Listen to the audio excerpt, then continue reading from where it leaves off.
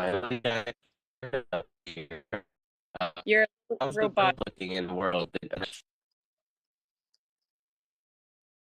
I think I think I did in like the last 2 minutes before we went on. I managed to get a build on the land, and there is a screen on the land. Now, if you're streaming, I don't know because it's a white screen. So maybe let us know when I, you are. I I just fired it up, so in about like 30 seconds, perhaps we'll get some visual. All right. So thank you everybody for being patient while we're taking a little longer to get rolling this morning. But please feel free to retweet the room if you'd like, share. Feel free to jump up here if you have anything pressing to talk about. It's been a big week, big week for Decentraland. So lots to talk about, a lot of changes, and see how we feel about them 1 week later. This is the first CBD space in the new client. And I am really glad that this build worked because it's beautiful up high where you can see the trees. And I was really sad because I was like, oh my gosh, we are literally going to have a screen and that's it. So now my blood pressure can start going down. And Kim, good morning. Welcome. How are you today? Good morning, everyone. Welcome. I was just coming up here to say I was having trouble hearing Sinful, so just didn't know if it was just me or you guys. We're also having trouble as well. Okay, yeah. So I don't know, Sin. Do you have a? Are you Let's doing? see. Let's hear it, Sin.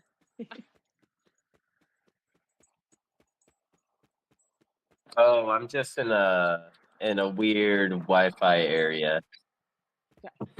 Sounds a little better now, I think, but just wanted to check that it wasn't just me to make sure we could hear everything you were saying.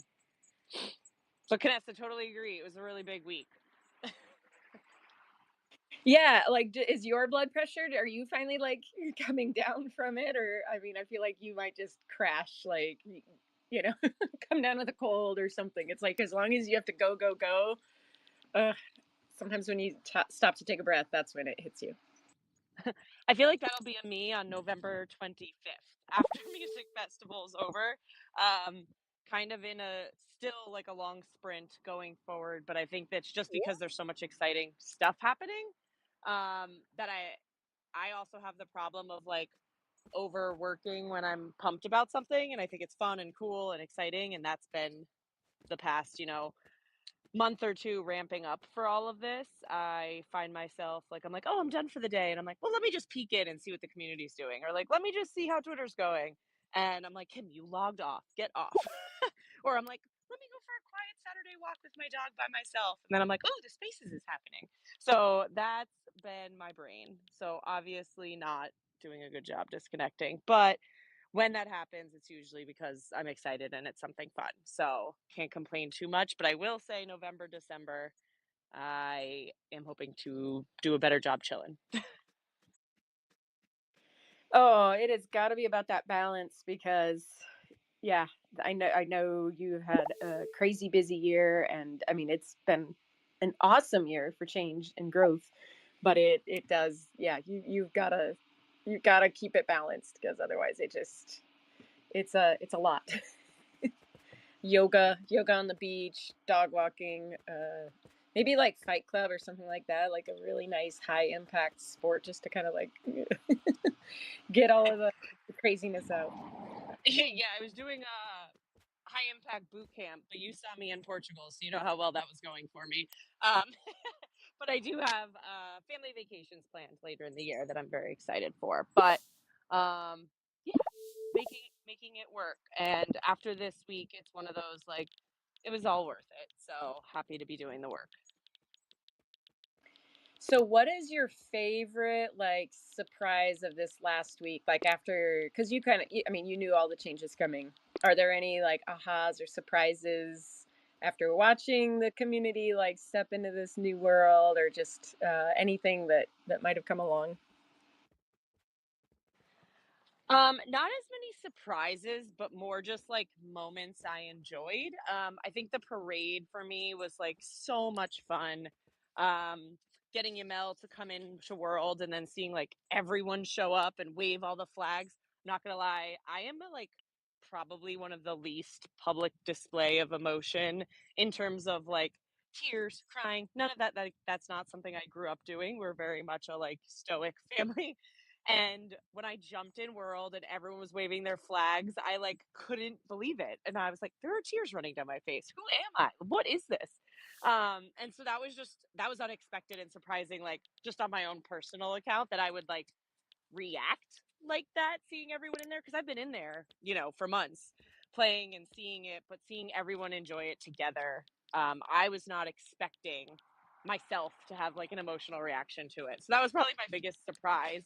And then the other excitement is just seeing, I'm like closely following, shocking to no one, like on Twitter, and just seeing a bunch of people I haven't seen in a long time or never saw talk about Decentraland start to do that and be like, oh, this is an improvement. This looks cool. Decentraland is back. Like any of those tweets have just like gotten me excited, saying like it's working. Like all the work we're doing is reaching people that aren't necessarily the everyday core community, and that's the goal, to really like expand the community bigger. What about you? Oh, I mean, you kind of said it, like the emotional piece, and I think in the parade, it was like so cool to see everybody there, at once. For me, it was like a little late night impromptu, like I just rolled through Genesis Plaza, and one of the persons, not people, that I got to meet in Portugal were there, and then more and more people started showing up, and we eventually, they were like, "Let's run. Where should we go?" And so we all went. And we jumped off Airdrop Tower together, and then he still wanted to explore, so I'm like, "Yeah, like let's explore." And then we ran out to the coast, and yeah, like it's one of the white paper authors of the space, and so like asking him like, is this what you thought it was going to look like? And he's like, no, this is so much better. Like just kind of getting that perspective of like, uh it's like a wild beast. It's turned into something totally different than he could have imagined or anybody could have imagined. And then just standing on the cliff with Metaryuk in Decentraland was amazing because poor poor Metaryuk, we may or may not have like goaded him and down a cliff on Portugal, and he thought we were trying to kill him. And so to like that was the most surreal thing because a lot of times like you do something in the digital world first and then you go try to like, oh, let's take a picture together in the real world. But this was reversed. It was like, no, I stood on the cliff in Portugal, then I stood on the cliff in Decentraland, and yeah, like that was way more like deeper than I thought. Like it really speaks volumes to like the relationships I think that are made here, and that they're not just like end when you shut your computer off. They're way deeper than I even give it credit for. So yeah, that was amazing. I will say I saw your cliff picture and I know who you're talking about, and I was like, oh man, I'm so jealous. I missed that. That would have been epic. So I saw all of that, and that picture looks so beautiful. And the one of you on the cliff in the dress is like so iconic, like just such a beautiful representation of what the world could be. And when I was talking to the founders too, and some of like the OGs, I think they were really thinking about like the technical aspect, the ownership aspect, all of that. But every time I talk to the basis, he's always surprised with like how deep the relationships are, because I think that is the one thing they didn't anticipate when they originally came up with the concept. And I don't want to speak for them, but that always seems to be the thing they're most surprised about, is like how deep all the friendships got just from meeting in Decentraland. And I think they are like so excited that that's what came of it. But I don't know that that was the like thing they expected to be the deepest. Again, that's my assumption, but they're always, whenever I say a story of like friendships or they see something on Twitter and they're like, wow, these people met in Decentraland and like all did this thing together and are all building together. And he's like, that's what we hoped would happen. I think it's just seeing it actually happen and how deep it is. Like when I talk about you guys doing 120, they're like, wow, that is not what we cool way that it unfolded. They're probably like, wow, those people really need to like get a hobby. Like they should get a dog and walk it or something. Oh no, I think it's so beautiful. Like the dedication to community building you guys have created here. I think it's so special. I mean, I think it's like it's the little conversations that happen like late at night when you're just building your parcel and like Jim Cedric pops in or old guy and like I don't know, those are the things that I think they mean way more than we realize, especially in this post-COVID world where we don't really think about the way that we had to change our social interactions. And I think it's still doing a lot for a lot of us that, you know, we're isolated or maybe we were around other people, but it's yeah, it's been amazing. I'm glad that yeah, I mean, I'm glad they hear that and see that because it is probably hard when you're like a computer developer. You're probably, I don't know. I think maybe your brains just work different, and then if you're like, you know, a people person on the front end, you're like, of course, it's a deep, meaningful relationship. Like, we just might think a little differently. Two very different brains, but I think like that's what's so cool about Decentraland is we have people that are like lifelong learners and have that technical brain, yet they're great people. And sometimes that's not always the same person. And I love that we have that range here because there's always someone you can connect with. If you are more that technical side, like we have amazing technical builders here that like understand deep blockchain development, deep Blender, all of the coding, everything. And then you have people like me that don't understand. I can like baseline it, but I could do a lot more. Sorry, garbage truck. Hold on. But people like me who don't have that technical, like the depth and the technical side, but really enjoy just going in and having some fun. And I think that's great to have that range because it opens up the door to so many different people. Yeah, absolutely. And I wonder how it's going to be with Music Fest coming up because it's not just music, like any kind of music. It's like it is focusing a lot on just, you know, a very, I would say, like specific niche of music. So, like, what happens when you get a bunch of like techno heads in here and because that's going to be their filter. Like they're all going to have that common bond coming in. Just like when Ozzy came and all of a sudden had all these like death metal rockers come in and they're like wow, like whoa, this is awesome, but their intensity was a little different. So, you know, like All the bats flying around. It was so great. I minted one of the bats, like the Ozzy Osbourne project, the bats, and there's still like that was actually I think I'm up on that investment. Like there's still people that are buying and selling Ozzy's NFT bats, which is awesome. So, Oh, they're diehards. They were not messing around when they came in hot, and I loved it. It was so great. But I think that's what we'll probably see on the EDM side. So when we were looking at different themes and different music genres, one of the things we had talked about is with our audience being so global, like what music resonates kind of across the globe, or like where do we see artists that kind of cross borders, and EDM seems to be one of them where it crosses languages because most of them there isn't words and it's something you can like feel and be a part of, and people travel all over the world for EDM concerts and events. And so we were trying to think of like, okay, if we're going to try one stage, one theme, that one felt the most universal. So I think it'll be an interesting test to kind of see if that's true, how that comes to light, and just how, you know, that type of community comes together.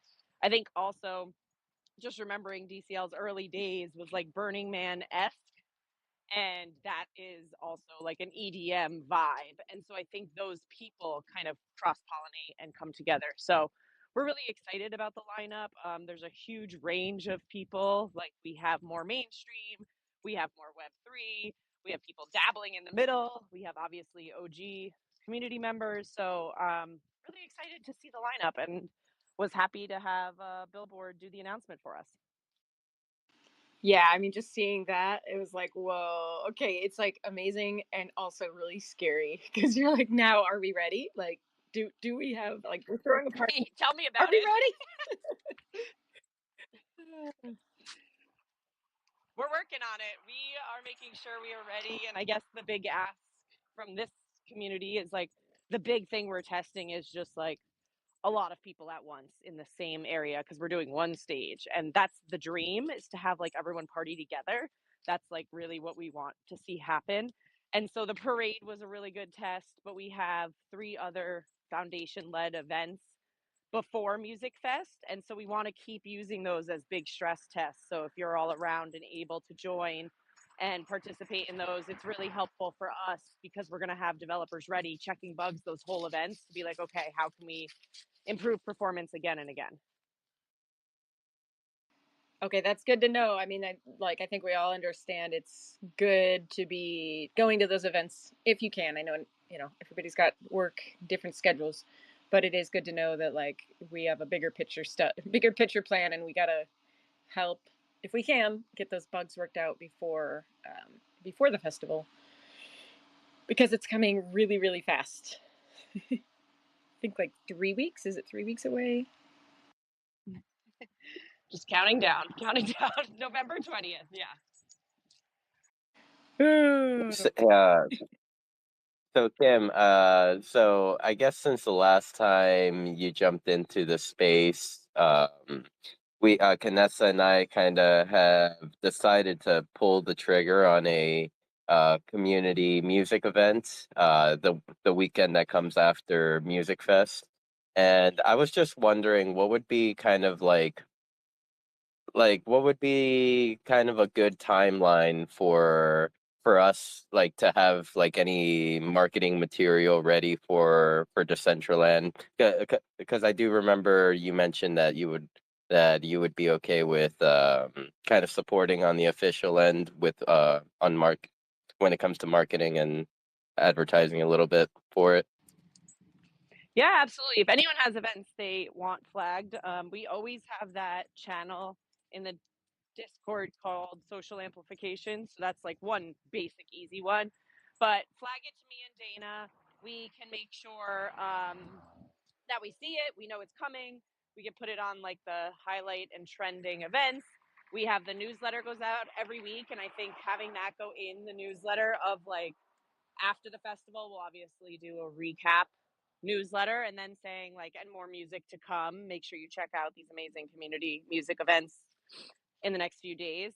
So making sure we can highlight that as well as part of that. I think there will be plenty of opportunities as people are like, okay, this was awesome. Hopefully, after the end of the festival, how do we do more? And I think that's going to be the perfect layup for like, these are all any music events the community has coming up. We can talk to Dana about like doing a recap thread and then a thread of like catch these new music events coming up soon, just to keep that community completely engaged, like those that are coming for music, to say like it doesn't end here, here's what's next. That's kind of what we were So thinking. just make Nice. sure to tell me. Is like a hook because everybody's going to come in. There might be new people, but then after, like anybody that's been through festivals knows kind of like it's intense. It's like Yeah, 4 days, and then afterwards, it's like there's like a letdown, and you're like, okay, now what? And having right. like a hook, so they're like, but come back next week, and then they get to see like this, like more. It's more like now we can connect, like make those connections, like send them wearables, follow on Twitter, and hopefully like hook them, keep them in the community, and show them that like, hey, if you're into music, like you have the opportunity to, the sky is the limit here. You could be a DJ, you could have other people host your music. So I think that's kind of the idea, and we have so many talented people here. Yeah, I think Hmm. the community being able to have those like in a little bit more intimate experiences right after is so amazing. And I think music people, like being able to connect on music no matter where you are across the globe, is such a great way to bring new people in and help keep them. I know actually I see Make here.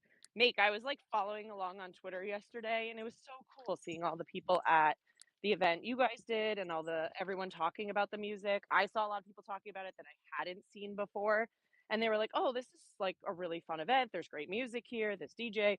And I think those are some of my favorite events personally in Decentraland is like all the music stuff. Because again, so many people across the globe can't go to like a club or a concert or a rave regularly, if ever. And so being able to have that experience where music really connects people, I think is like one of the things Decentraland really does best. And I would like to push on top of that art as well because like I'm not a musician. I like listening, but I'm not. And we have so many amazing, crazy artists. So I would love to also like if anybody has like if you have pencil drawings, I'm working on a project. I want to show your drawings. I like if you have digital art, let's hit me up. If you have video art, hit me up. Because I think it's important to like we don't have to wait for Art Week to show that off and for the community building music and arts festival. Hopefully, we get to put that word in there too. I would love to showcase like art, and you don't have to be an artist. Like we're all artists. Even if you have drawings, like if you have a crayon drawing you've done, let's see it. Let's see that art. So hit me up in a DM. I think I've bugged quite a few of you already, but I'm still just slowly making the rounds because I get overwhelmed.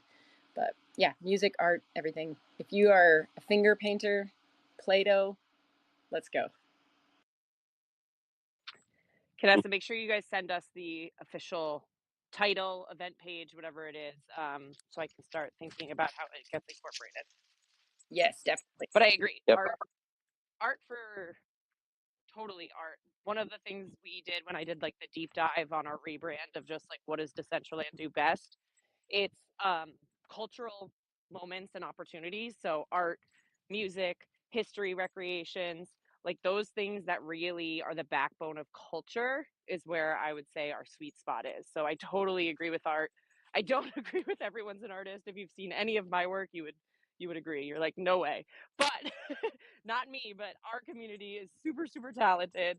And I love to see it all come to life and give it a spotlight. So definitely no need to wait for Art Week. Completely Okay. agree. There's really, really cool art exhibits. So I take that as a personal challenge. I am gonna bring out the artist in you, Kim. Like you're in my mind so much. But she's in there. She wants to get out. She is an amazing artist. So I, I just work slow. So I haven't like hit my idea yet. But yes, I can't wait to show the world what you can create. Go ahead, Sin. I'm sorry. no, I mean, I definitely agree with Kim that like we are surrounded by so many talented individuals, and kind of like one of the main things in my mind is getting these talented individuals, like kind of giving them a spotlight or like getting them a little seen. So Kim, I was kind of thinking, would you be open to having a conversation about like just like the days before we host the community music fest, Sin, I music lost and your art fest? feed. So I don't know if I'm talking over you, but can anyone else hear Sin? Yes, Oh but no. maybe drop down. Okay, here, I'll come Okay. back in. Okay, Kim. Okay, I think I While we're got completely waiting. robbed. I'm going to leave and come back. Okay, yeah, that might be a good idea. So make, and then there was one. How you doing, Make? I'm tired. Good morning. Great to see the CBD family. I saw Pinch in here just a second ago too. Great to see Pinch. Thank you, Sin and Pinch, for riding last night. That was fun. It was intense. Hey Kim, how you doing? Um, Low Poly's in the building. Everybody's here, and congratulations, Steve Sy, for being in the Music Fest. We are all so fucking excited to have you rock for us, man. That's a little extra dap. Great to add some of our favorite community members to the bill, Kim. I'm really excited about that. Yeah, and then it was a bit. bit scary to do our first event back, but it went pretty damn good, you know. And a lot of new people are coming to visit, so that's really exciting. Um, there are early trials and tribulations, but they weren't hard to get through, and it was really fun, and it was really stable. And just like you said, I had multiple people ask me after, how do we make it sound so good, from other places who haven't had the experience to really just take it in. So that was a huge W, I thought.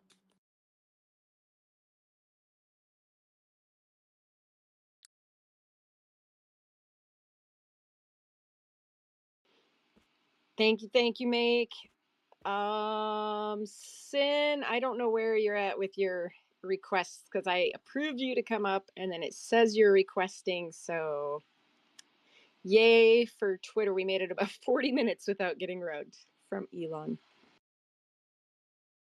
And they complain about the metaverse. Really?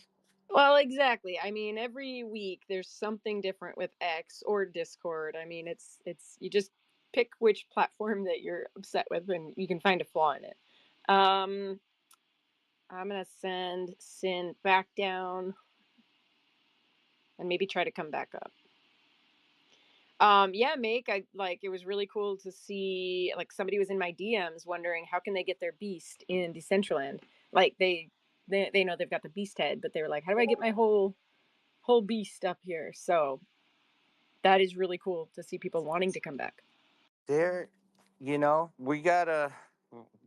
I do want to mention that, Rustan has been working super hard in Drip. We're gonna figure out the eyelids, but it will happen. And yeah, there was a few beasts out yet last night and some new faces. It was really fun. It was just great to see the energy. But I think the one really nice takeaway was I had multiple musicians who really commented about the sound. That was a real W. And Sin, thank you for hanging and talking and staying and keeping the vibes high, baby.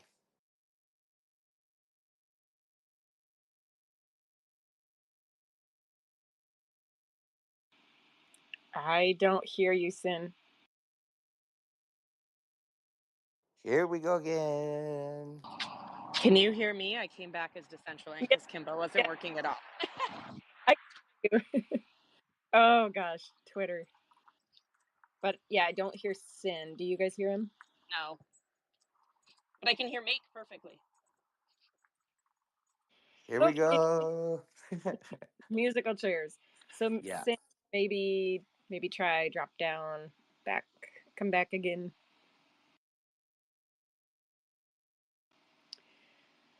And let's see. I think Kim, you couldn't hear Sin, and Make had just come up. I think, and we were talking about the different people like on the timeline, how many people we saw kind of starting to get active because of the recent events, and like Make your party seemed like it was very hopping, so that was really cool to see. Yeah, I mean, we've been chipping away, in the different communities between AKCB. The Dead Youths have been coming and hanging out, and it's it's great to show them a new place. It's a new place. I mean, it's a new adventure that we started, and people are starting to show up, and it's great. Um, you know, are there some new challenges while we figure it out? Yeah.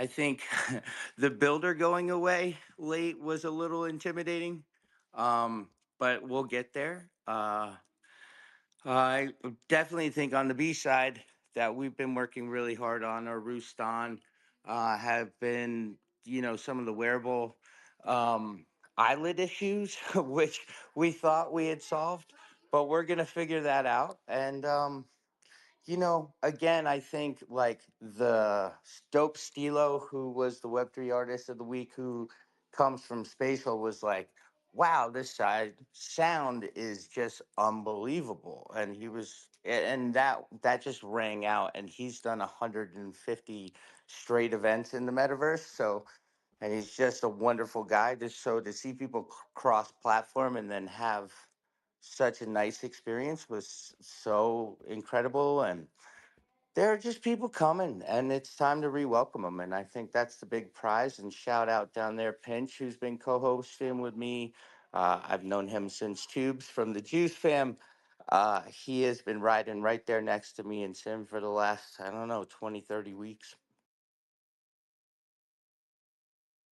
Yeah, you guys have been bringing it consistently, and I mean, I think consistency has gotten us through the bear market. Like the people that have shown up and done it for who have been willing to host a party for just a handful of people. Like that's really what carried us through. Like um, so now hopefully you get to, it's like the feast or famine. Hopefully you get to reap the rewards when you have new users coming in and new people, old people. It's been crazy to see some old friends, and then like they're posting pictures of us from a few years ago, and you're like, oh my gosh, this is crazy. And even just the vibe.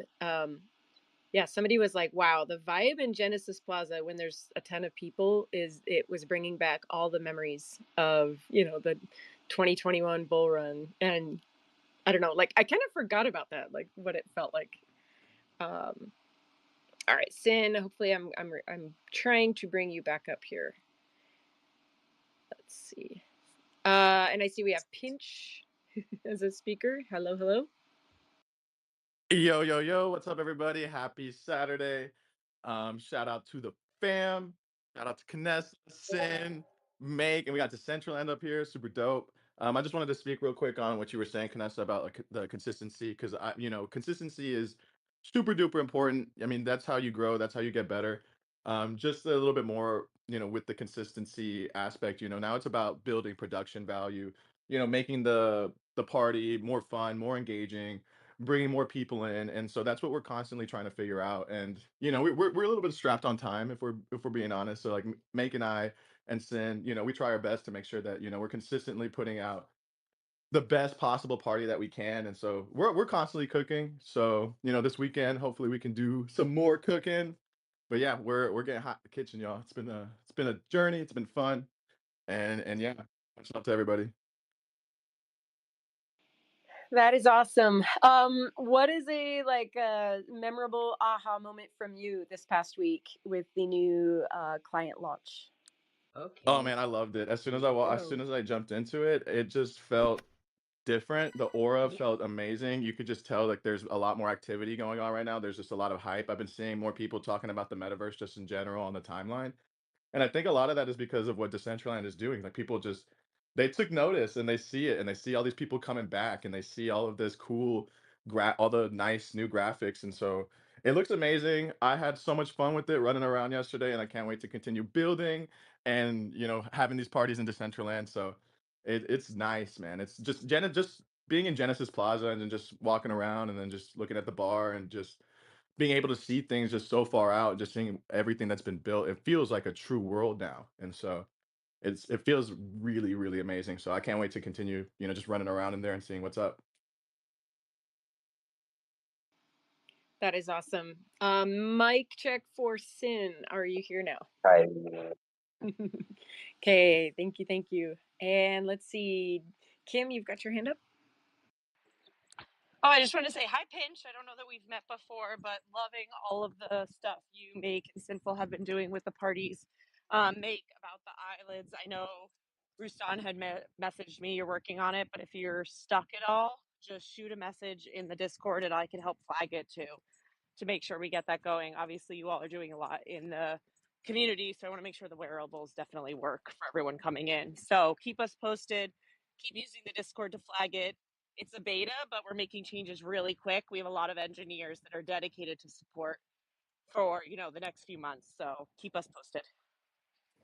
Kim, it's really interesting with the particulars, and I don't want to give too much alpha, but there is a secondary thing we've been cooking up that actually did work, and the eyelids were back through the process, and I believe Dr. Drip.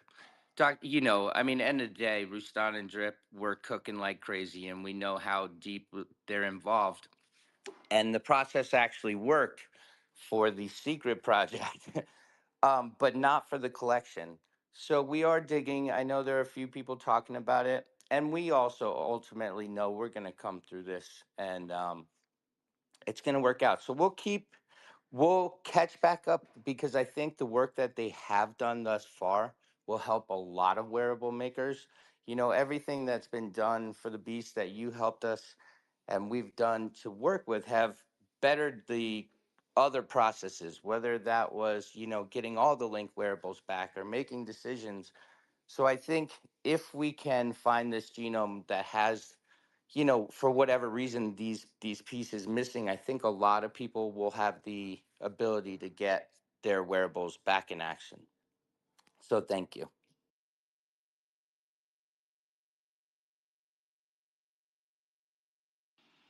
Yeah, thank you, Meek. There's been interesting things happening with wearables, and some of them are getting, like it'll be fun to go in and see one fixed that I've seen, like, a bug report on, and I have to remind myself, like, okay, they're still working it out. It's client, and some are actually improved, like these fireworks above my head. They're actually like way improved in the new clients. So I know you guys have been working relentlessly on this specific project. So we're gonna throw you a party when you get it done, because I know you put your blood, sweat, and tears into it. Yeah, Canessa, just want to add, I might lose service, so I'm gonna not be able to speak, but I'm gonna leave the Decentraland account here up as a speaker just for visibility. But just know if you're talking to me, I'm not able to speak anymore. But I'll just leave it here. I have to go on kid duty, but I'll leave it on and kind of listen in, but I just can't talk. Thank you all for having me. Have a great Saturday. Bye, Kim. Thanks, Kim. Thank you.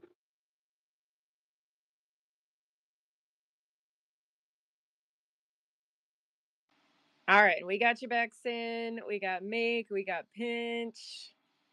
Got some great people on site. We got KJ Walker, Future Music, Jim Cedric, Steve Psycho. I just got to throw it out there too. I know somebody said something about Steve, but I'm stoked that Steve's going to be at the music festival, because yeah, I know there's so many DJs that are like grinding, and it's great to see them, get the credit and the exposure and just the recognition that they deserve, because I know Steve's been like killing it for a long time here. I think yeah, I mean, I remember meeting Steve, and I think Steve said I was one of the first people he talked to, or maybe the first. And he was looking for headphones because he was going to be a DJ here. So I was like, yeah, I've got some headphones. And then I think I forgot to send them out. But yeah, so cool to see so many people getting that support. Yep. Steve is a special one.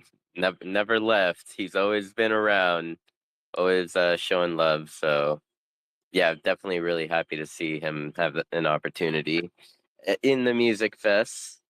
Um, And Buffalo's gonna be back. And I tell you, man, you gotta catch Buffalo on Twitch right now during the week. I think it was yes, Thursday or Friday. He's been doing it.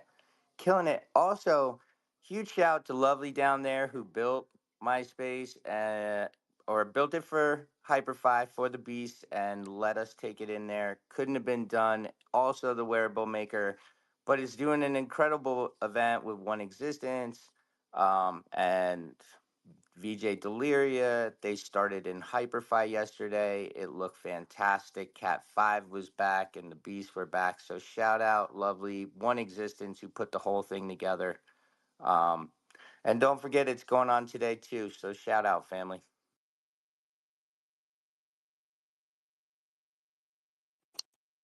yep, for sure. Um, yeah, did want to. Oh, he popped out, I think. Wanted to show some love to Shibu. I saw Shibu down there in the audience. One of the most talented individuals that I know, and also, just all around good person. Had, had the great pleasure of meeting him a few years ago in Miami. Yeah. And probably somebody that doesn't get enough recognition because they're behind the scenes always. I feel like we need to throw everybody a party. Like a congratulations party, and also like I'm sorry I kind of like didn't know what to do when my scene was deployed, and you guys might have heard a earful. So like a congratulations and an apology party at the same time. I don't know. You know what, Vanessa? I do really like your philosophy of a like need to apologize, throw him a party. I'm not just I don't know if I'm ready to apologize yet. I don't think I've gone over the line, but I've like had to do some deep breathing when I'm in those like support threads. Like I just want to see my build. So yes, and I want to get help that doesn't involve like bugging my friends again and again and again. Rustan's not here, so I can be like, Rustan is so amazing, but I think I'm not the only one that's in his DMs. Like, hey, I just have this tiny little problem. Like, nothing works. And he's like, oh, well, I can help you with that. And then he told me, he was like, why is everybody coming to me for help? He's like, I've had 3 people come to my DMs this week asking for help. I'm like, because you're one of the only people who has the not just the knowledge, but like the actual interest to spend time and like walk a person through it. And I don't know, I wish that there was a little bit more support for people that aren't on the highly technical side, because I think we just need helpful holding hands for really inexperienced developers like myself. But Well, I, and Vanessa, there's a lot. It's a lot to take in. It's a lot to learn. There are a lot of parts, right? Um, and the parts are changing. And I dapped a little knower action this week, and things were changing. The builder yesterday scared me because that's the only place that I've managed to find my comfort in deploying, and working on the scene where I feel comfortable. And yesterday, right before we went on, the builder changed to that new system, and I'm like, oh my God, well, I'm not going to touch anything then. I'm just going to see what I'm not going to cross my fingers because I don't want to go down a rabbit hole and break it right now. But we're gonna get there. But shout out Oh, also, we had a goat back in the building, and he looks like a heck of a monkey. Welcome back, Crover. It was so great to have you vibing last night, and it brought just the biggest smile to see one of my favorite beasts back in the building. 2 seconds. I just jumped up to get on the Rustan's amazing train, but he better not have counted me as one of the I'm super real fast. I gotta get back to it, but because he's the reason people go to him is he like throws himself out there. He'll be like, oh hey, hit me up. He's like, oh, you got some land? Like here, let me tell you what's up. So like he invites it. He's like he signed up to be Decentraland's unofficial support person. Like he's like he's the nicest, most helpful person, and absolutely the most underrated person in the Decentraland. That's crazy because he gets a lot of praise and kindness, but he's still crazy underrated for both talent and kindness levels. But anyway, I just wanted to come up here to say he better not have been counting me on those why are they in here DMs, because he is why I was in his DMs and he knows what he did. Anyway, shout out to all of you. Sorry for interrupting, Meg. can, Also underrated. can we just like all like agree to give Rustan an entire like district or an entire plaza for him to just like build to his heart's content? I I feel mean, like I will put my BP on that message. I like that. I think and then he just has to keep answering our questions. That's like the payment. Like, yes, here, have all the land. Just take even the roads. Just take everything. And can you help me with my ridiculous questions? can you help me deploy my box?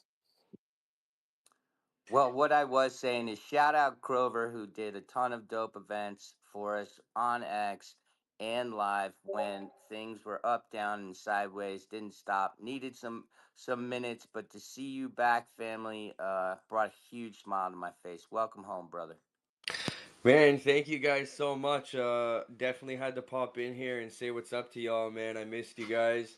I just gotta say to everyone in the building who's been, taking action on building and like improving and upgrading these the playing mechanics on Decentraland. I thought yesterday when I finally got in, because it took me forever to be able to figure out what was wrong with my client and wallet connection there. Um, I couldn't believe the graphics. Like it looked amazing, and my favorite sweater is that Adidas one. So when I popped in first, I was looking around, and it took me a second to like realize what was going on, and I was like, wait, the graphics are insane. I went and messaged Shelly, and I went and messaged you, and I was just like, bro, this is crazy as hell, man. I can't believe what's going on in Decentraland right now. Like it looks amazing, you guys. And like I was in another space too yesterday, kind of like explaining, hey guys, what's up, man? It's been a long time. I'm just sitting in Decentraland right now, and explaining to them like how the graphic change was, and it reminds me of like the day and age when we went from N64 graphics, the system, to like PS2, PS3, and those upgrades were fire. Like I know a lot of you guys were there gaming with me. So like when we upgraded from like the N64 to the PS2 and then the PS3, like those were some crazy days, and that's what it felt like to me when I popped in there. I was like, oh my god, this is so sick, and then I was like struggling because I was like, I don't remember how to do like the fast travel through the chat. And I was like, where's all my friends? And I'm like, no, I don't know how to find out where Make is. And then I finally pulled up the map and I realized like you could take the cursor and find out like the direct coordinates. And then I found you guys like that. And then it was a couple hours of mad fun, man. So I'm definitely hoping to jump back and be able to run some collaborative spaces between X and Decentraland. Push some more of those people back over there because we had a blast, man. It was super fun. And during the summertime, I really just kind of revamped some of the spaces that I wanted to do. And really, all I need to do is just figure out how to get that music sounding crystal clear, like Make, man. That'd be sick. Cause before I would just play it through my speaker, which it didn't wasn't bad, but having more of a little pro setup would be sick too. So, anyways, I just want to jump in here. It's first thing in the morning for me, man. So I'm gonna get up, do these dishes, clean around the house, and it's Comic Con this weekend, man. So let's get down with this Comic Con and go check out what's going on over there at the convention center. But I just had to show you guys some love, man. What you guys did was amazing with the place, and I'm super excited to see what comes from it next, man. So peace and love, yo. Let's bro. And Crover had some really good points. I know when you DM'd last night, you're asking questions, and it's like some of the things that might look like they're not working. It might be for a very specific reason, like the ability to just teleport through the chat. Like that is one thing that they are experimenting with, taking that out so that you have more forced discoverability where you actually have to go like walk there. You can also use the map. Like you don't have to just walk, like it's not forced. I know when they came out with the quests and there's little games, a bunch of us were like, what do you mean we have to walk to the game? And then I think Sin or somebody really, really smart, they were like, just teleport to the parcel next to it. And then you just walk next door. So I know like the friends list, a lot of those changes that we're used to when you come in, it might feel really like wonky because you're like, oh no, this is broke. Where's my friends list? But there's a possibility that that's one piece that they're experimenting now. And then also just knowing that like probably so they don't lose their mind, the dev team is focusing on specific areas, and then they're going to roll through those. So like the next one is discoverability. So I think everybody that is using the client has the ability to like give feedback, but there is an alpha channel for the testers that have been alpha testing throughout the summer. So discoverability, that's going to be a big one. Finding your friends, finding the events on the list, on the board. It's totally weird not having the tools that we had in the old client. and then the next one after that is Friends. So I think just it's for me, it's important to remind myself, like, just because I don't see it today doesn't mean that it's not going to be coming and being worked on. And they are, I think it's good for them to experiment on like what works, what doesn't work, because it does change our behaviors. And even myself, I'm noticing like I'm walking a whole lot more than I used to, which is pretty cool. And with that being said, is there a place where, say, if I have ideas I wanted to like push on someone or something that I think might be beneficial, do I just throw that in the group chat that we have, or is there different avenues to go about that? Just out of curiosity. And I like the concept of having to walk around. Like, I'm a big fan of a lot of like huge open world MMORPGs because, for one, they take forever to play, and two, I love to just like wander around and explore parts of the games like Skyrim and Oblivion and old school RS from when I was younger. Like, these games are just massively huge, the maps, and the ability to be able to kind of just walk around and explore and find different things was always one of my favorite parts about it. So I like that you have to kind of walk around and figure things out. You could still fast travel, and who knows what comes from later dates, right? Like, obviously this is what I'm understanding is still a new update, and things are kind of in semi beta mode, I guess. So like I'm here for it all, man. Like, it was so sick seeing just the graphic updates on the client, and now that I'm able to get in here, it's been a blast. So you'll definitely see me around. Curious, one more question that I had yesterday, because the first thing I went to was the Wonder Mines. Is that thing like broken now, or like are we still able to mine these rocks?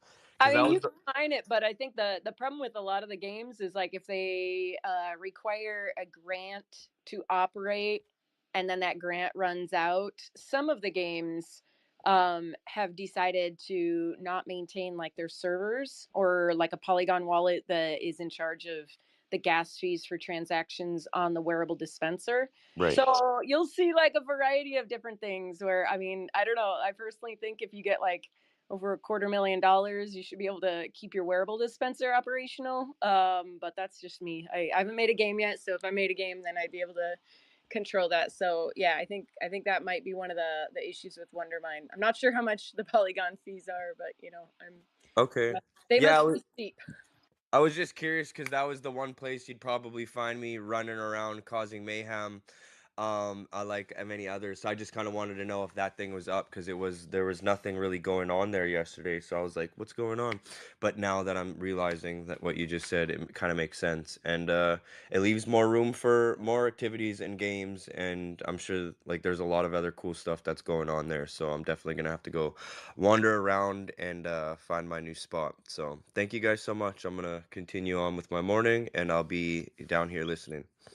So Crover, whenever you log in, on like right next to the mini map, like there's like a little rocket. Those will be like your daily quests. I would suggest like running around and doing those mini games. Like, you'll be surprised with some of them. You'll just start playing them for hours. So yeah, you'll find Canessa at like the Tetris game. You know, You you'll can play find me. Tetris in there now. Is there I got still the high. poker? I got the high score. So I've been waiting like 30 years for somebody to be like, Canessa, are you any good at Tetris? So I don't have much to brag about, but at least I have That's Tetris. the best. Well, I'm excited, man. I love Tetris. And is there still poker running? No, that's another one that has decided to Take its move. That's take their okay. bags, take their I'll bags take and run. Tetris over poker sometimes. All right, let's go.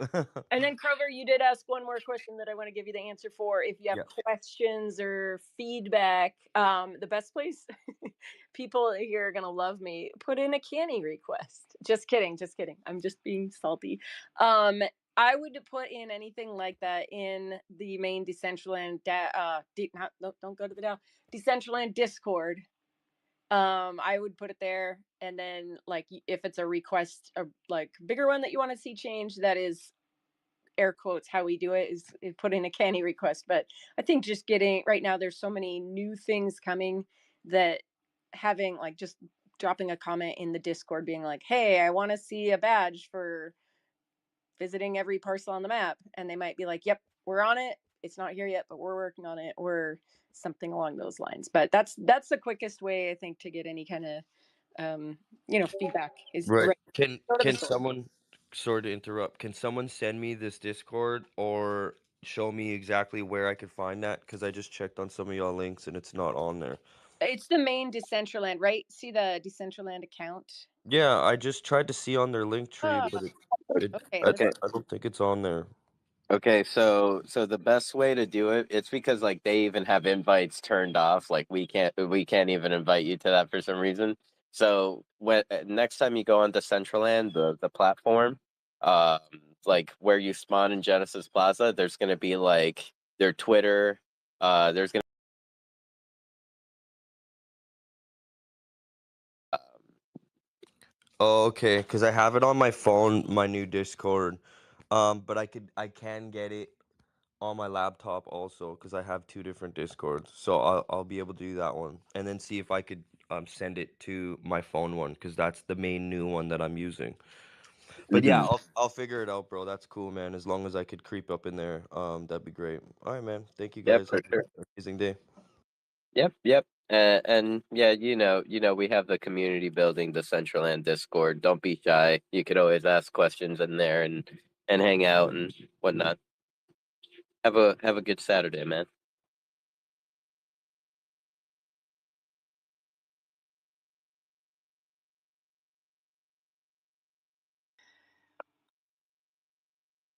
What were Okay, you gonna say? my screen is black, so I don't know. I'm trying to refresh, but if I just go quiet in world, it's because my whole computer's being being odd. So I'm gonna see if I can restart it. I see. Yeah, so I guess status report on in-world stream. Yeah, it's not working. I guess like currently with the build that it's in, I guess it's freezing because at Meta One Designs, I went to check the stream there and it was working just fine. But when I would go over to your land, it like I see the screen, but it's frozen. Can you try clicking on it? It might be a setting that I did I on the builder where it's you click it to stop, and if somebody else clicks it, they might stop it. I know that was one thing that we took us a year to find out. I did, and no, it didn't change. So I don't know. Maybe put in a canny request. It is like relearning everything. I mean, I don't know. I'm gonna have to like deep dive in the settings of the new SDK7 builder because make just like you, that's what I'm using, and yeah, just kind of varying levels of success deploying something and seeing everything or not seeing everything, and then trying to figure out like troubleshoot what is it that's breaking the scene. So I anticipate a few rough weeks of that steep learning curve on top of everything else as well.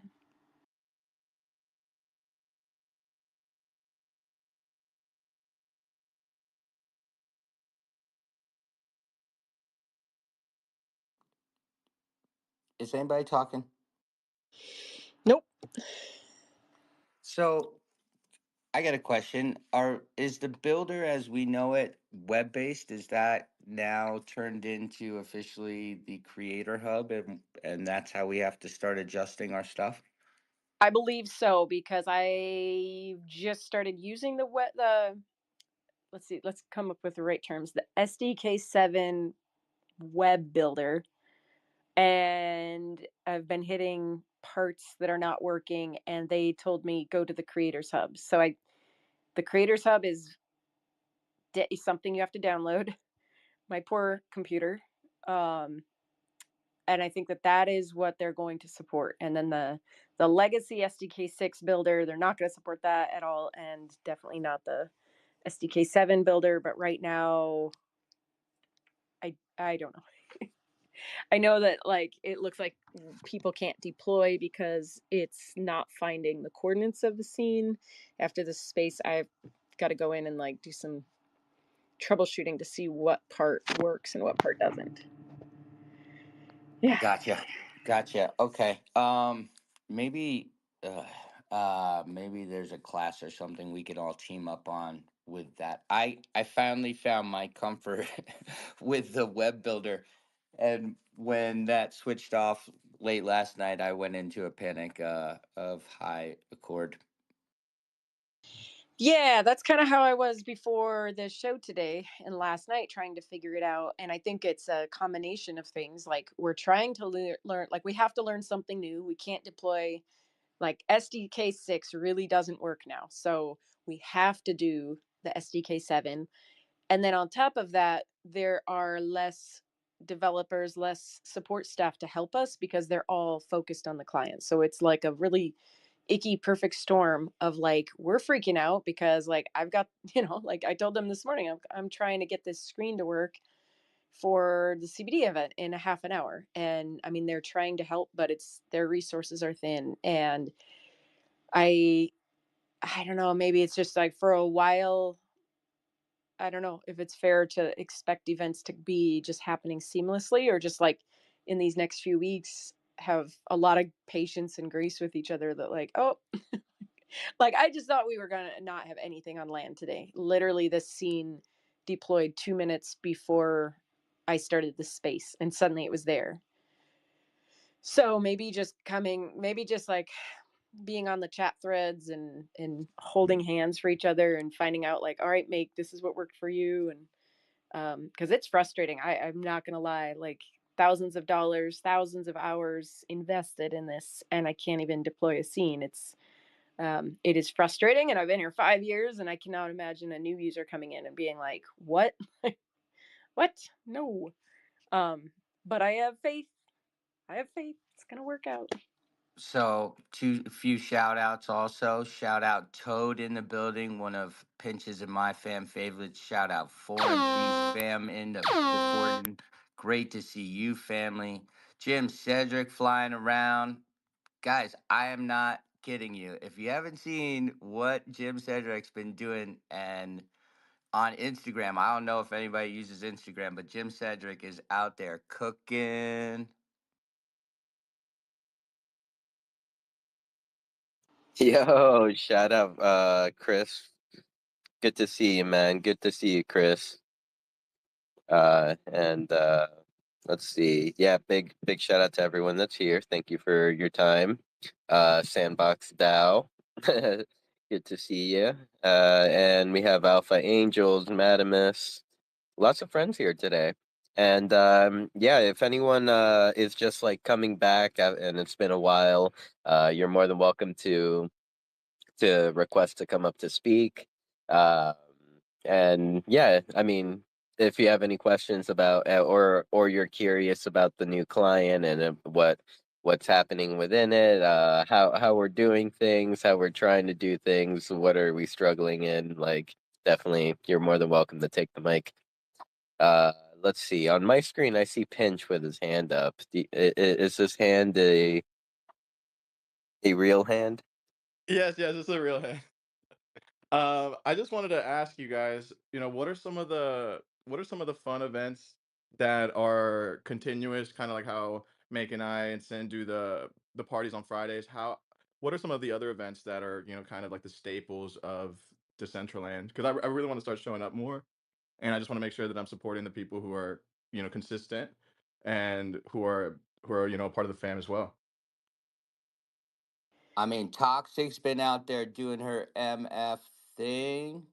Just gotta say, I mean, I see there's her everywhere. I eh, see I every Toxic. You can't yeah. mess with Toxic family. She is out there. Why you think I'm playing her separate songs? I'm literally playing the I pick a Toxic song every time I see her. But I mean, Mary Shark is out there doing her thing. Man, I mean, there's a long list. I mean, people are out there. Sin's doing his space every Monday, no matter what. Yeah, I just think like right now is such an amazing opportunity for people to like, really, really get involved. I think if you're, really involved with Decentraland right now would be the time to really push it because this is kind of it feels like a catalyst moment to a degree. I mean, maybe not the super duper huge catalyst that everybody wants, but I mean, for the people who are grinding and being consistent, this is such a great opportunity from how I see it. And so I'm fired up, man. Like I want to just keep doing this metaverse thing. We had our party last Friday, yesterday night, and looking forward to doing the next one this Friday. And then I had another question. How's the DAO work? Because I was talking to Make a little bit about it yesterday, and I just kind of wanted to understand it a little bit more. And I know that's probably a long, long conversation. So a TLDR is perfectly fine. The It DAO, it doesn't. Sorry, the Canessa, go frozen ahead. at the moment. Yeah, the DAO is frozen at the moment. We've wasted, I don't know, $5 million in 3 years, and so earlier this year there was a pause put on it. The only grant style, sorry, funding grants are if they're improving the platform. Everything else is on pause, and it's being revamped right now. So you can go in, you can look at what's being proposed, you can see if it aligns with your values or not, and then hopefully the idea is that there will be like more consistent funding. So projects that are hustling and working hard every week, they're just yeah, hopefully going to find ways to get funded without having like an interruption every time the grant runs out. But yeah, it's a get your boxing gloves on, get your mouthpiece, get your face guard. Like it's a pretty nasty place, and lost a lot of good friends because of it. So proceed with caution. Oh, like for the people who are trying to earn money through like grant proposals through the DAO, or Yeah. I yeah, mean, I think anytime money comes into play, unfortunately we see some really ugly. yeah, I could definitely see how that Well, can. Yeah, I could definitely see how that could get toxic. yeah, and I mean, yeah, it's a very there's a lot of history behind that. There's a lot of people like you are friends with the right people, and they might vote on your proposal. There's been a lot of like corruption, a lot of mismanagement of funds. Before the DAO summit in Portugal, I went through every single DAO grant ever given out and looked up the funds and how much each person got, and then cross-referenced that with different wallet addresses. So found like, oh, this person got 3 different grants on 3 different wallets. Why did they change their name? $250,000 here, $250,000 there, $5,000 for jackets that were never minted and given out. I mean, the list, I could go on. So I think uh, sometimes we really dive deep into all the atrocities of our DAO, and yeah, I think usually it's got some really painful outcomes. So I would say if you're doing your thing and you're doing it without a DAO grant right now, it's probably yeah, I don't know, it can get ugly. But I have to applaud the people that are here, like with or without. That is not easy to do, to be here every day, like on your own dime and go to work. So yeah, I don't know, hopefully the changes are good. Yeah, I was just curious about it. I didn't realize it was frozen, and so I guess it's gonna come back. I guess at some point, or it'll Yeah, be unfrozen. I guess. Well, I'm gonna jump in and kind of like mention that like it's not like our DAO is still there. There's still like decisions that can be made like within like the governing process, or like if you want to see a change be done and kind of get some like thoughts behind the change or whatever, like good resource to like get information on where to go to make the change, whether if it's a canny request or like a DAO proposal. But but yeah, like it's still there. The DAO is still a functioning thing. With it's just the grants process of it all, which does tend to be the most spoken about thing because like everyone wants to get some free monies or whatever. So that's why I kind of like yeah, you can still go in there.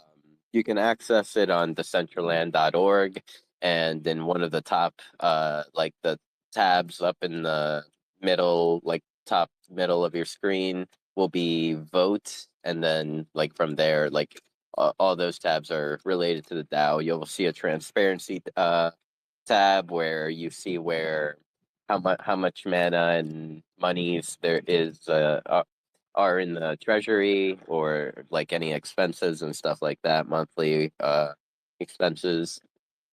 And you could also see proposals, and yeah. And if you get yourself a Decentraland name, you get a little smidge of voting rights. And if you get some land, you get some rights. If you hold mana, you get some rights. But it's a wild adventure, Pinch. I myself stay far away. Oh wow, that's actually I didn't even realize you were trying to stay away from it. I mean, I'm not trying. I'm just out here trying to hang out with you and Sinful, I know, I feel it. and I was just free, curious. I hang didn't out with my realize. bees friends and play some Yeah, I didn't games. even realize it went that deep with the DAO. I assumed it Oh, was a little geez, bit more surface level you're than that. It's, I mean, somebody's literally already written a book about it, and it's like Oh wow, a whole the book. Wild West. Yeah, it's there's some crazy stories that could be yeah, that could be told. I mean, I think it's like anytime you're in a new frontier, literally a new frontier, and in any DAO, like it takes time to create procedures and protocol to protect the funds and make sure that you're being fiscally responsible. And our DAO, because we're like I mean, we're really early in this space. Yeah, unfortunately, we learned that the hard way. That like without a squad in place to help make sure that the funds are being actually used, if you say you need $250,000 to build this game and then you don't actually build the game, well, that's not good. So then we figured out, okay, we have to put this squad in place to make sure they're being responsible. But then if somebody isn't doing what they are saying they should be doing with their grant, how do we remove them from the grant monies? So then we needed a revocation committee. So yeah, I mean, we've learned a lot of hard lessons, and it's learned a lot of hard lessons. Yeah, I don't know. It's an interesting one. Stolen VP and corruption, and oh yeah, I mean, I I I I feel like I've grown through all of it though. Like I've never felt so close to being seen as an HP as like I have in recent days. Like I'm just like either abstaining or invalid questioning, or just no. yeah. I Go ahead. Oh, I do feel bad for anybody coming in like with high hopes and they're like excited, and then they're just gonna get like no, no, no, because it's because there's a lot of casualties on the battlefield. Yes, I have been channeling my inner HP. I never knew it was in me. But speaking of that, I have ascended to the gods. I am among the gods now. HP finally followed me back on X. So now it's official. We're besties. He doesn't know it yet, but we are. And oh yes, and he also followed Help I'm Streaming at the same time. So because we were expressing about how our dream is to be followed by HP on X, and he made our dreams come true. hey, he's a great dancer. Can we agree with that? He was getting down. He What do you followed me. mean? He was doing burpees all That night. does that count if he followed me on a motorbike?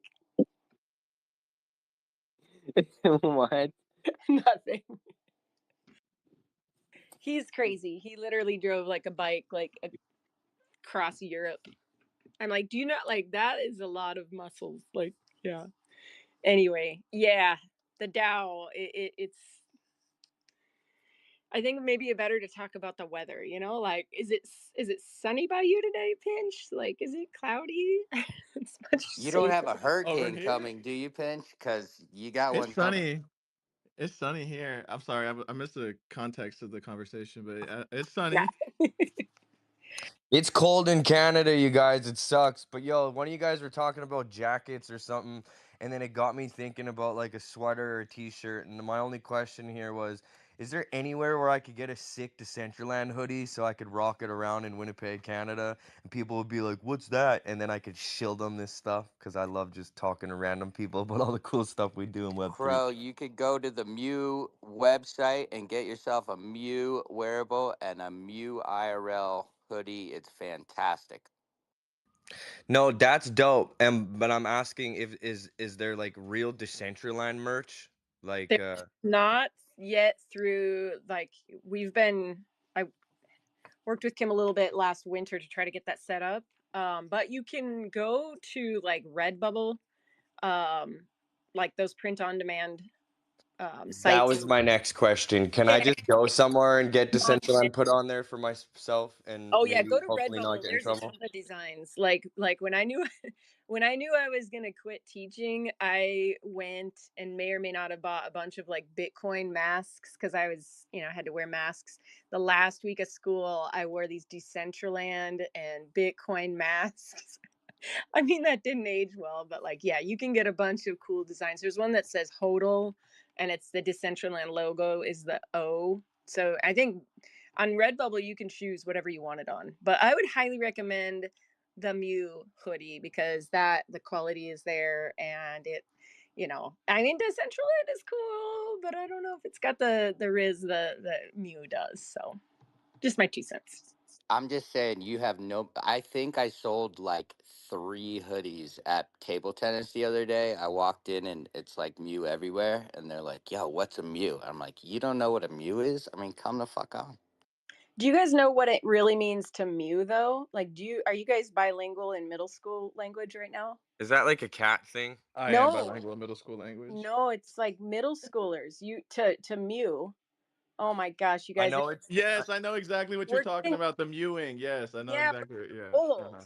Like we're getting old because like to us Mew is like sinful, but no, the kids nowadays you like pull your tongue to the back of your mouth so it sucks in your cheeks, accentuates your jawline, and then you put your pointer finger to your mouth and then you like trace your jawline. It's the most ridiculous thing in the world. And I'm like, this is official. I am getting old.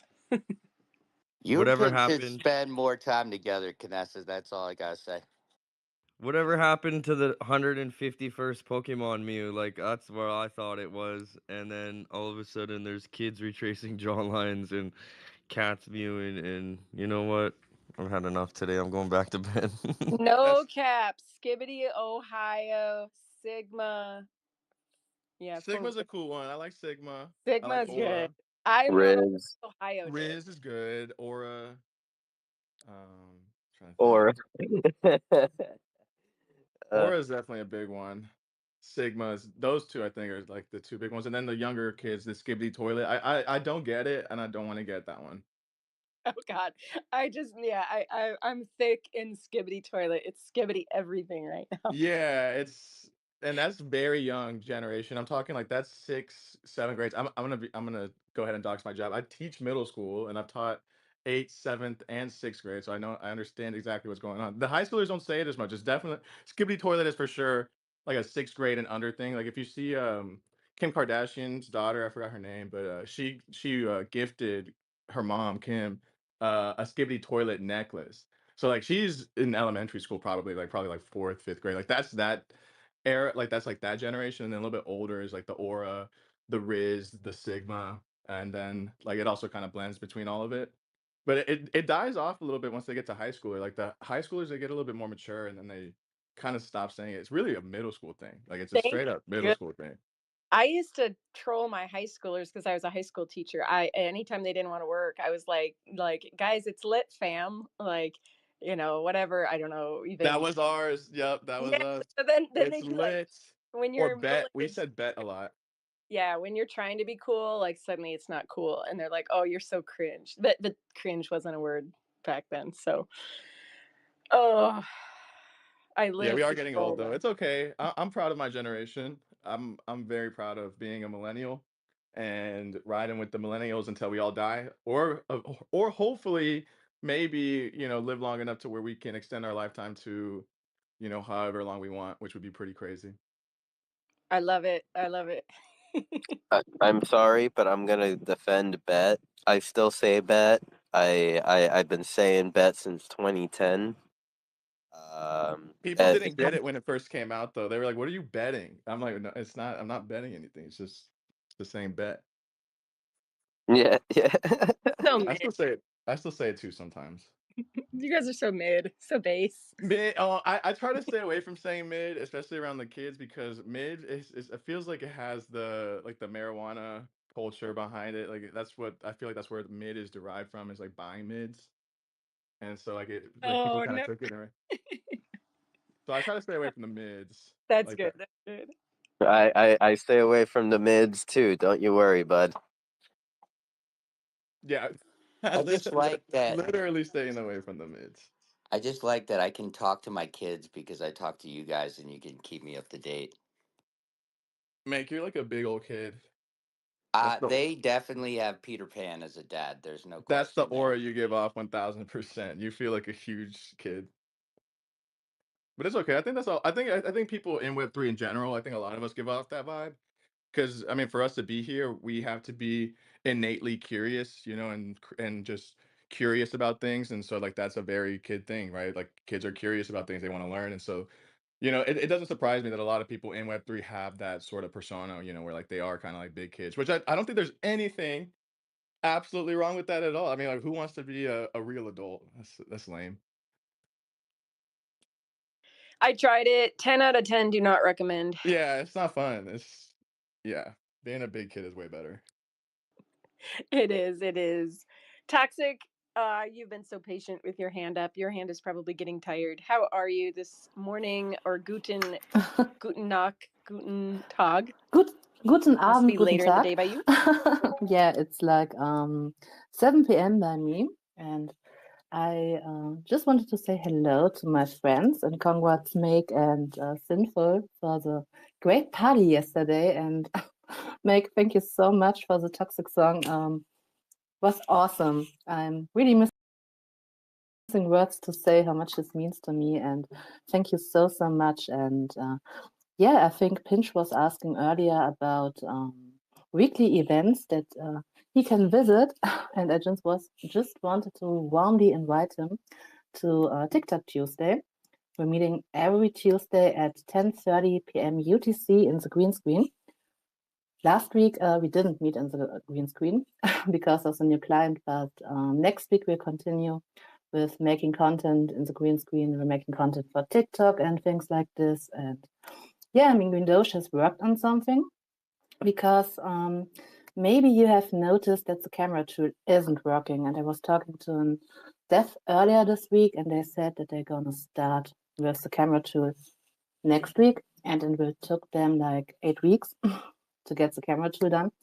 We think this is a little bit too slow. So Windows is right now working on a camera tool that we can actually use in the new client, so we can take some pictures with new graphic and share them across all channels. And yeah, it would be awesome if much of you all come to the next TikTok Tuesday so that we can test this.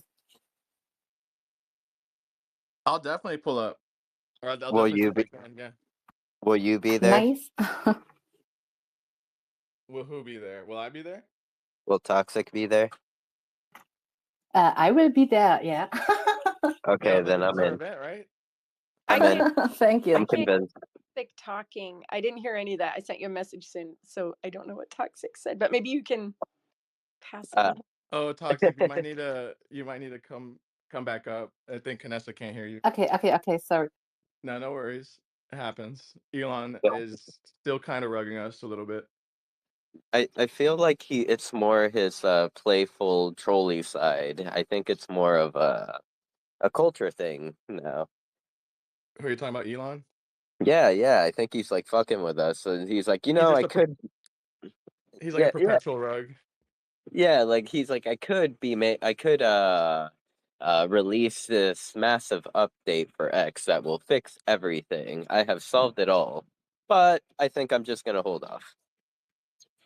Too busy catching rockets with chopsticks. With chopsticks. Yeah, too Yeah. busy catching rockets and also yeeting Grok into outer space. Yeah. Grok, great product, 10 out of 10. I do recommend to a friend. Yesterday it probably Really? saved my life. You like Grok over GPT? I mean, when you compare the prices, yeah, because like with Grok, like I did like the year check mark thing and paid like what 115 and forgot about it. So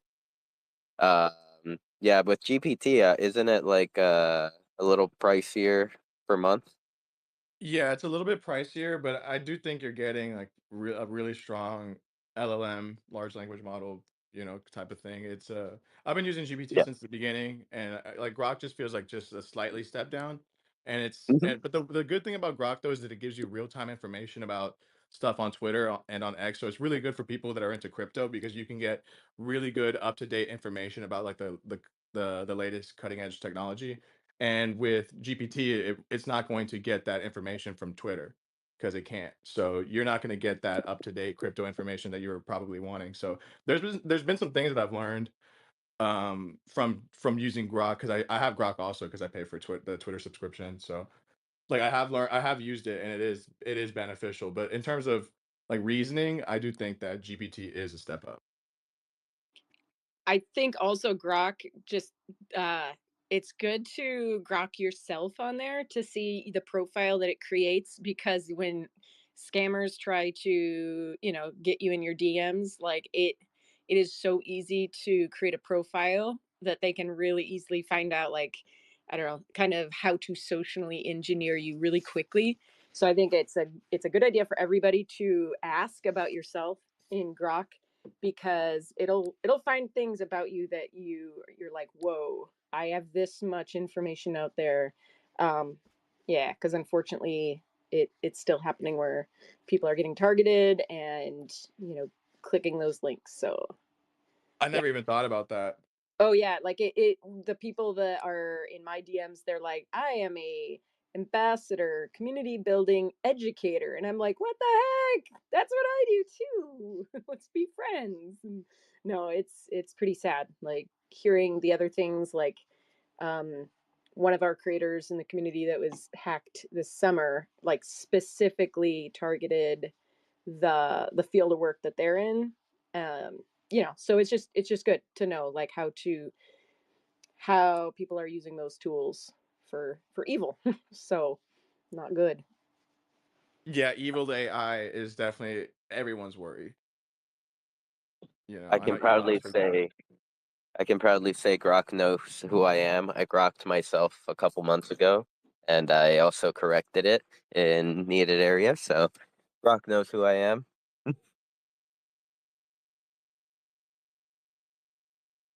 I'm doing it right now. I'm too curious. I got to see what it says about me. I hate uh, that it starts off in fun mode and I got to change it to regular mode because it gives me this crazy. little I really don't understand why fun mode even exists. like it gives you these little quirky like sayings like Yeah, like why would anybody actually want to use that? um to make AI fun. And why Uh, is that the default? And why is that not? Why is that not the? Why is that the default? Because whenever I use Grok, that's the first thing I type something in, and then it's giving me the fun mode answer, and I got to change it to the regular mode. hmm. I guess the way I could see it is like as a like kind of a way to introduce AI to the masses in a more like in a more unique way, more yeah, whatever that fun mode may be. Like for example, I remember one time when Grok first came out, it was on fun mode, and I asked it, "Why is the sky blue?" And then it like it being in fun mode, it tells me, "Oh, so you want to know why the sky's blue? Well, I can tell you that it's not because the sky is feeling sad today." And I was like, "Oh, okay." And then it went on to like, yeah, tell me why the sky is blue. He's just a huge troll, also. Yeah, yep, definitely an Elon baby. So looks like Toxic was not able to get back up here. What did I miss anything? I know Toxic. I think might have been talking about her event. Yeah, Yep, it says yep. she's up here as speaker, but maybe she's rugged again. Yeah, I see she went back down, so it might be. So Yeah. Toxic was personally inviting Pinch to Toxic's TikTok Tuesday this coming week. Um this week they would really like, some people to show up because Mean Green Doge has been working on a camera feature for the green screen. And yeah, would love to have like a bunch of people test it because they noticed that with the new client there's no camera feature, and when they asked the foundation, they said that they'll be like starting, soon, but even like whenever they do start, it will take 8 weeks to roll out the product.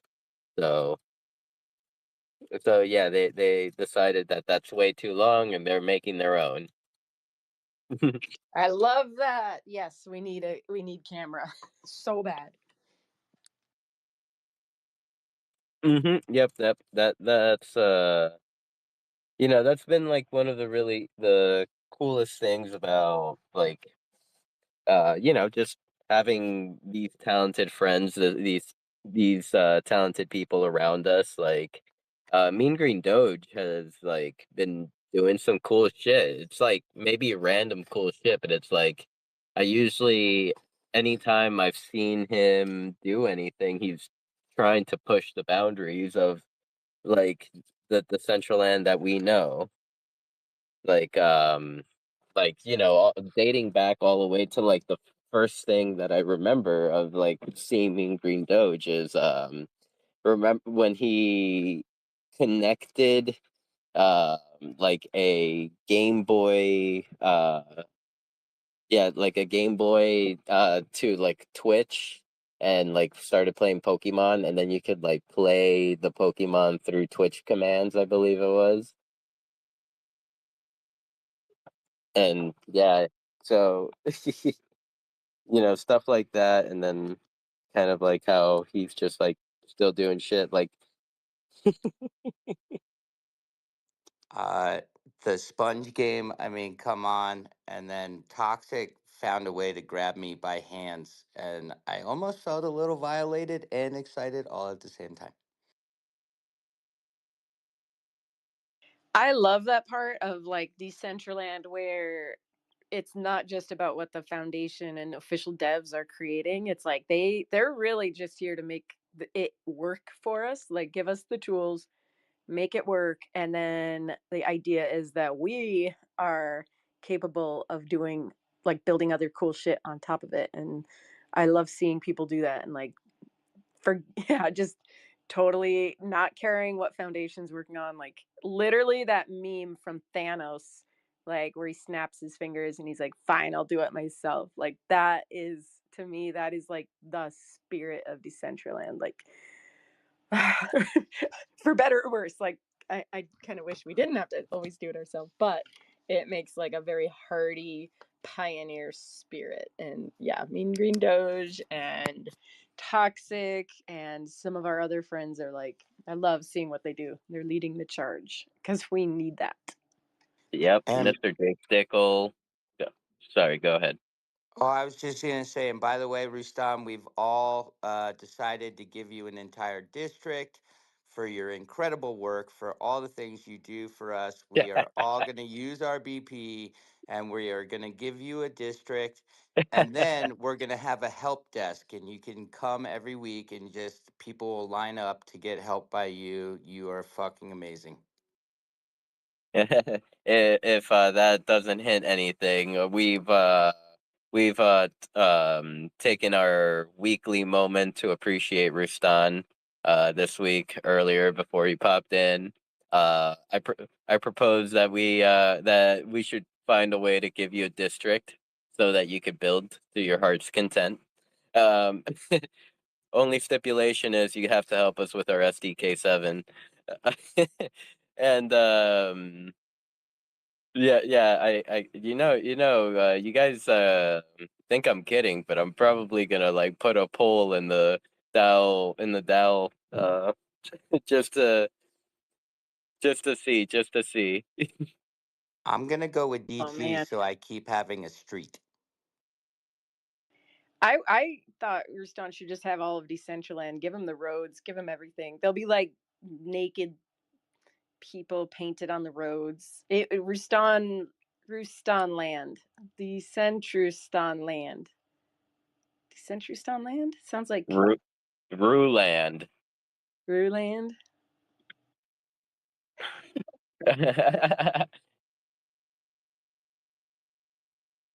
I'm like thinking the centrist but no. No, I would take Okay. that. I would totally do Decentristan. Yeah, that works. At this point, anything, anything. Solid name. Solid name. And want to welcome or say not welcome, but say hello to Gino. Well, yes, you are also welcome, but I almost said it like as if he was up here speaking. That's why I corrected myself. Ruston says Roovers. I think he likes Uh Roovers. reverse. I like it. I like it. So yeah, I'm gonna put a poll in the Dow. Hopefully HP votes yes on it. It will be a historic moment. Well, he's great at doing burpees. That's what we learned. He partied hard last night. Let's go. Yeah, he's really working on that summer bod. I really think that like if he continues to do his burpees like on the Decentraland from here all the way to summer, he will definitely achieve all his athletic goals. Um, I did make sure to invite him to come back every Friday. Um, so that he can continue his burpees. He did mention it was 4 a.m., but I did also rebuttal by telling him that there's no better time to do burpees than at 4 a.m. That's how you know you're dedicated. I'm gonna approve this message. I mean, Toxic's out there partying with us till she sleeps on the floor because I don't have enough triangles for furniture right now. Yeah, I mean, I'm excited for like when of course like this new client is early, everything's a little broken when it comes to applications and stuff like that, but you getting on VLM is the I think it would be the first step. It was always really cool to see how like Dollhouse and Kazakhstan used VLM to like spawn different pictures or furniture, um, and as well as like control the lights.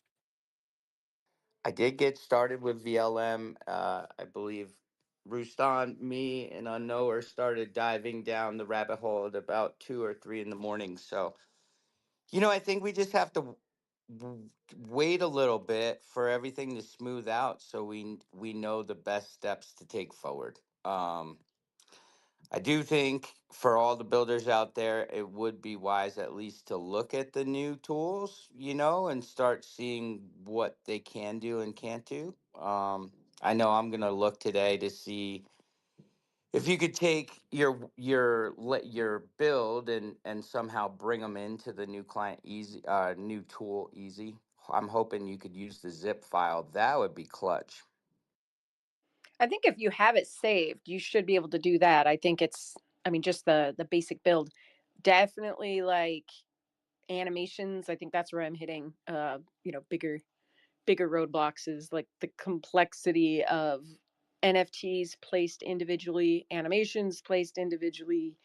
Um, those aren't talking to the new software. But I You know think what's interesting, Canessa? Just to throw it out there, that my floor wasn't working for like a couple hours or even like half a day, and then I came back and it was working. I didn't use the new tool, but I was like, oh no, when I updated, the floor stopped, and then yesterday it was working again.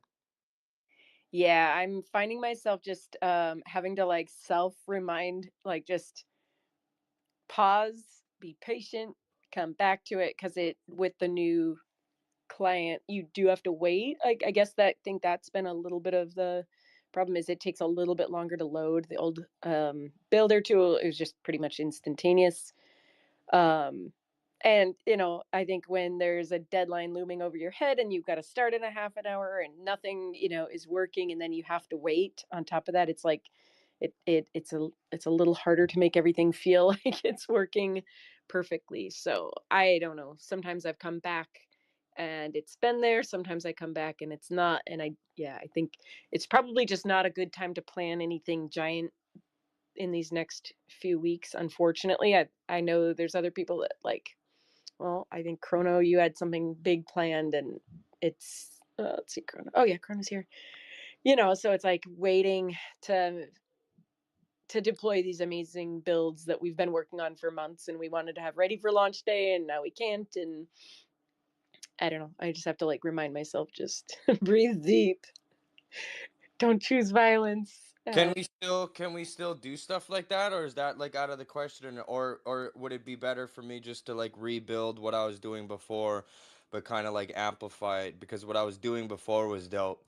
But like I wanted to do something other than just the Web3 artist based event. Like I was doing um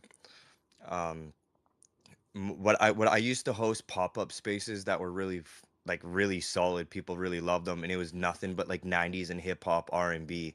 And I called them the X Files on X here, and I wanted to introduce that to Decentraland because I thought like it'd just be super vibey just to be getting those types of tracks, and figure out a good time and date to be doing those. Also, is there like a good schedule where I could like whether it was like on an Excel spreadsheet or something, like something that I could look over and find like a date that works best, or do I just trial and error it again?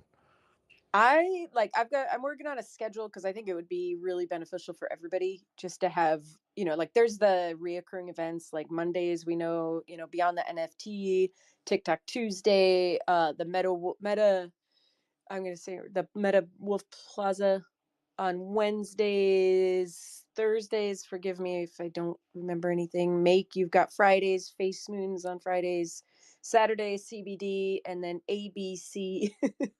Sundays, do we have anything? I don't know, the Mobeats is happening anymore. So like there are kind of still some tentpole predictable events throughout the week. And then other ones, if you look on the event page, you can kind of see them coming up. There's different ones.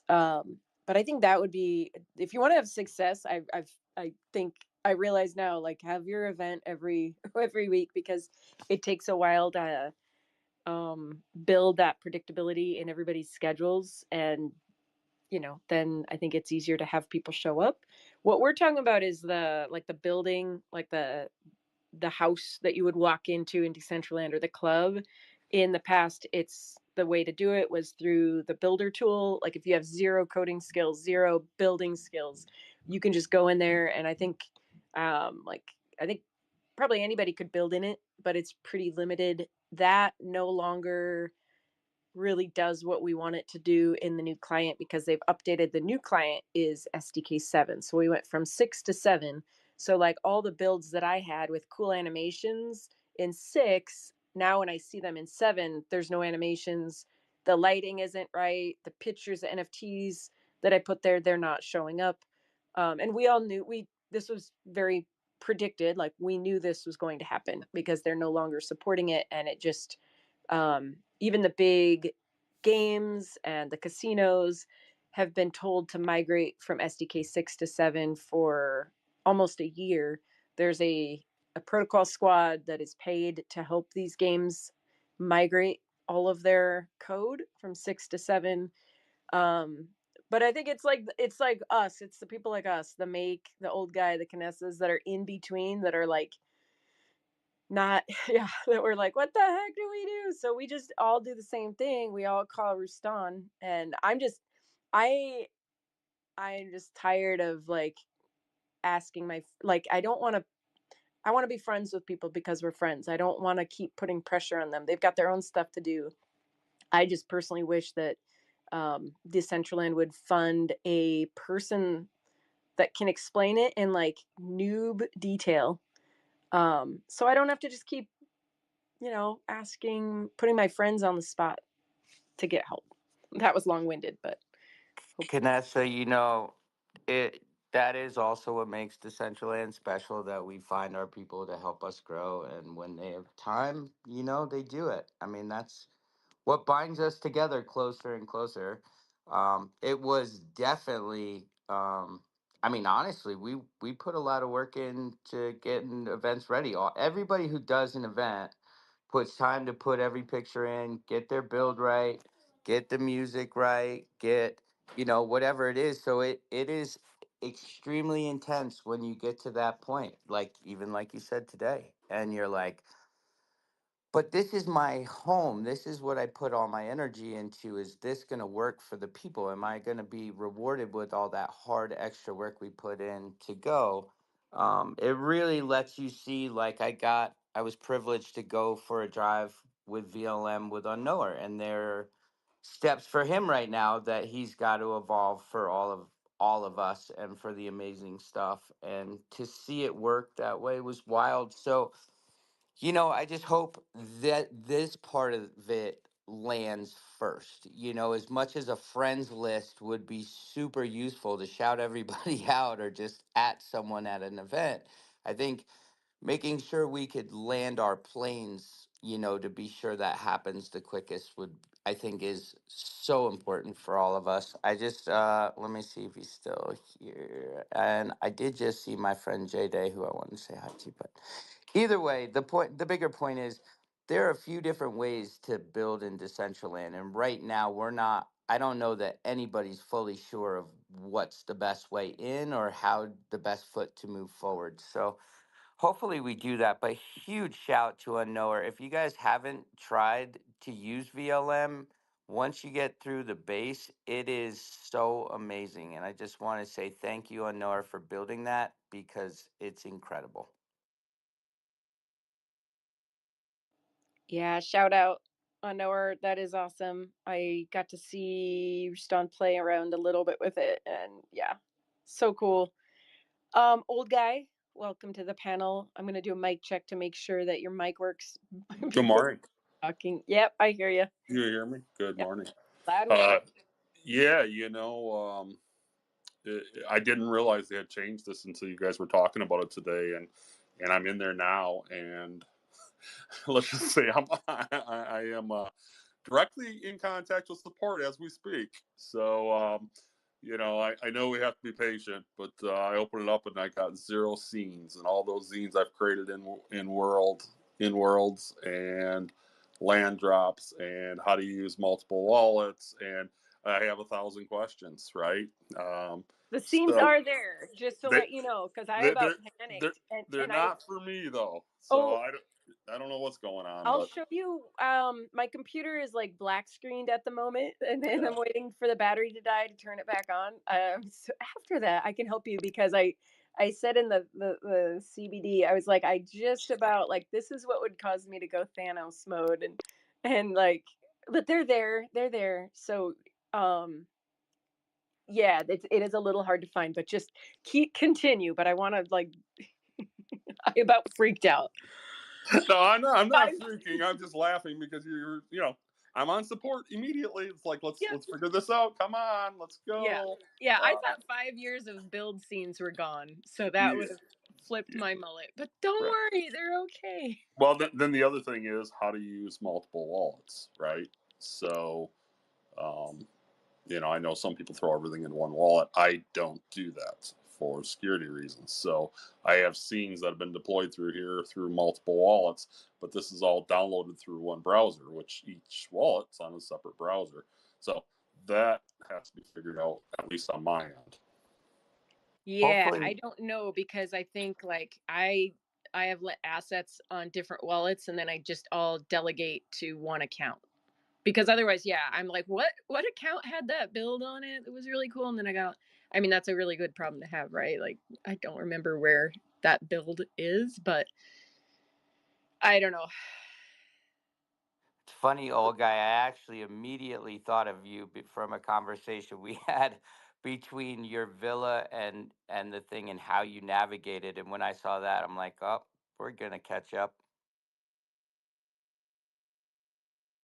Yeah, yeah. But it's a good day. The leaves are golden and red and gold, and we got cool, crisp air, which means hunting season's right around the corner. It's going to be a great day. Hell Maybe yes.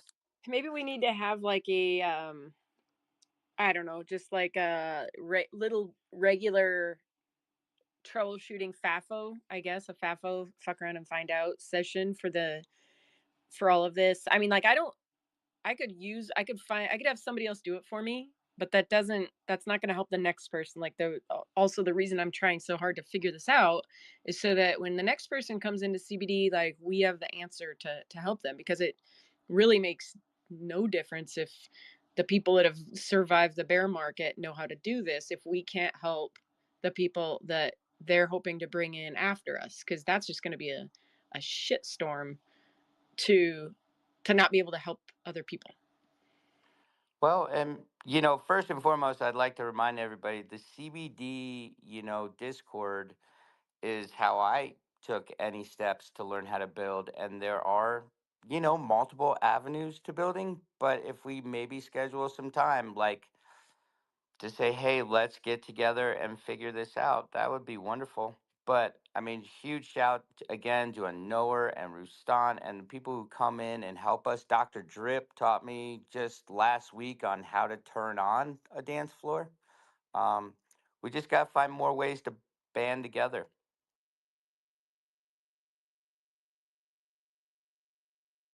Yep. Hey, Yeah. Canasta, didn't we just spend like 8 weeks learning how to write code so we didn't have to go through this? Yeah. Didn't we just do Yeah, this? we What did. are we doing? I don't know.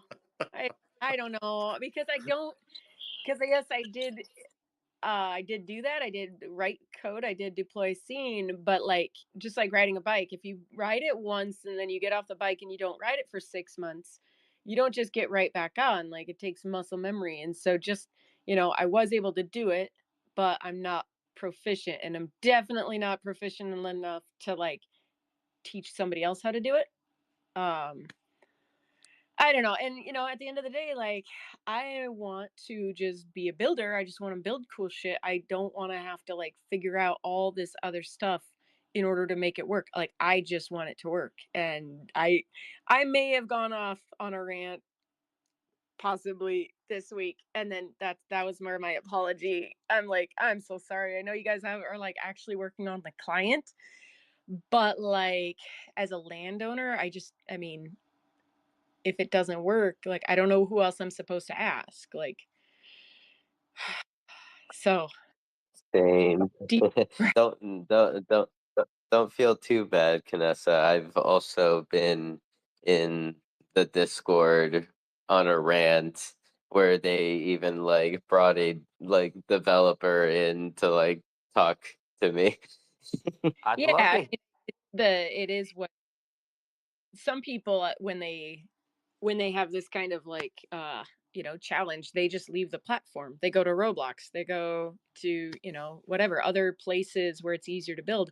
I'm not leaving. I'm just going to get really annoying, but like I'm not leaving. But I don't want it to be like that. I want to help people so nobody feels that frustrated. Like this is a lot of money that people have invested into their land, and not just money but time. Like if I won the lottery, I'd have more money. You cannot win a lottery for more time. Like that's the most precious commodity. So after spending weeks and weeks and weeks on something and it doesn't work, you just get to a point where like F this. I'm just done. And that's my fear, is that there's a good reason why people are hitting that level of frustration. Speaking of levels of frustration, I don't know if you have time, but I'd love to hear from you. Between VLM and then this new builder, do they sync together? Are there ways? I know there's a lot going on, but after seeing what VLM could do, I just can't wait to dive in. some more.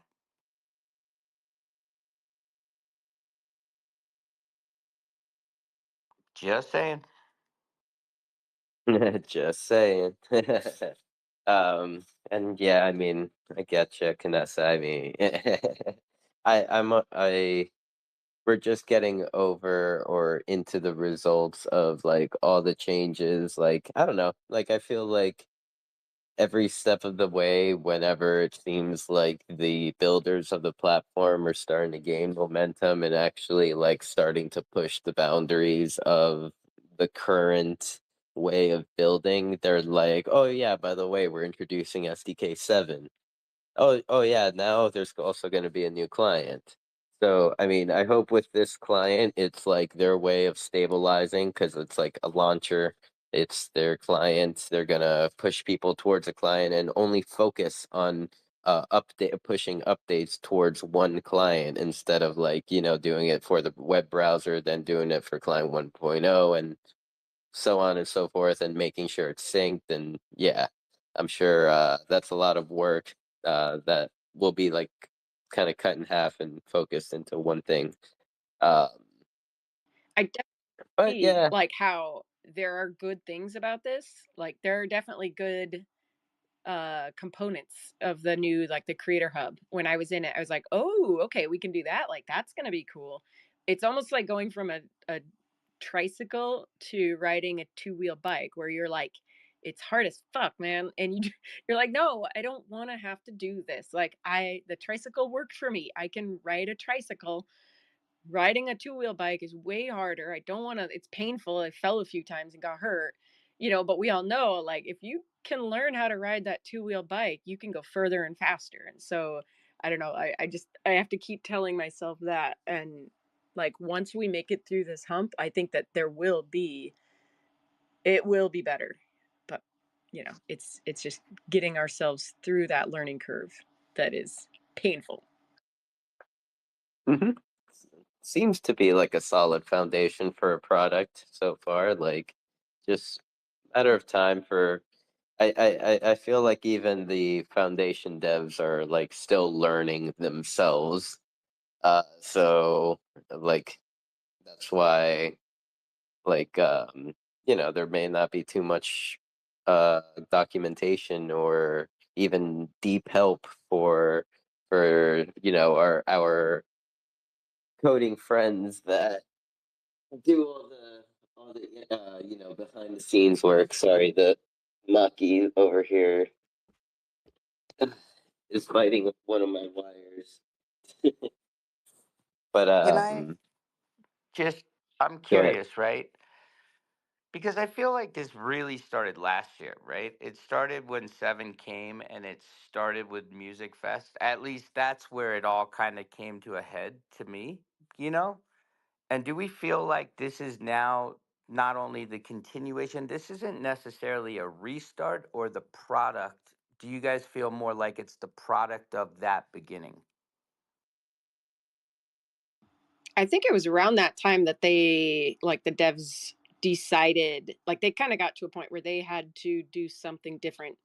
And it was like, that's pretty daunting to think about rewriting it from scratch. But the way they described it to me was there was code written on top of code. And there were, like 7 years worth of different code written where when they would fix one part of it, it would break something else because there were many, many people that came in, wrote, different code throughout the years. And so um, that is kind of when they came up with the idea and started building it in the fall of last year. And then, um, yeah, I don't know.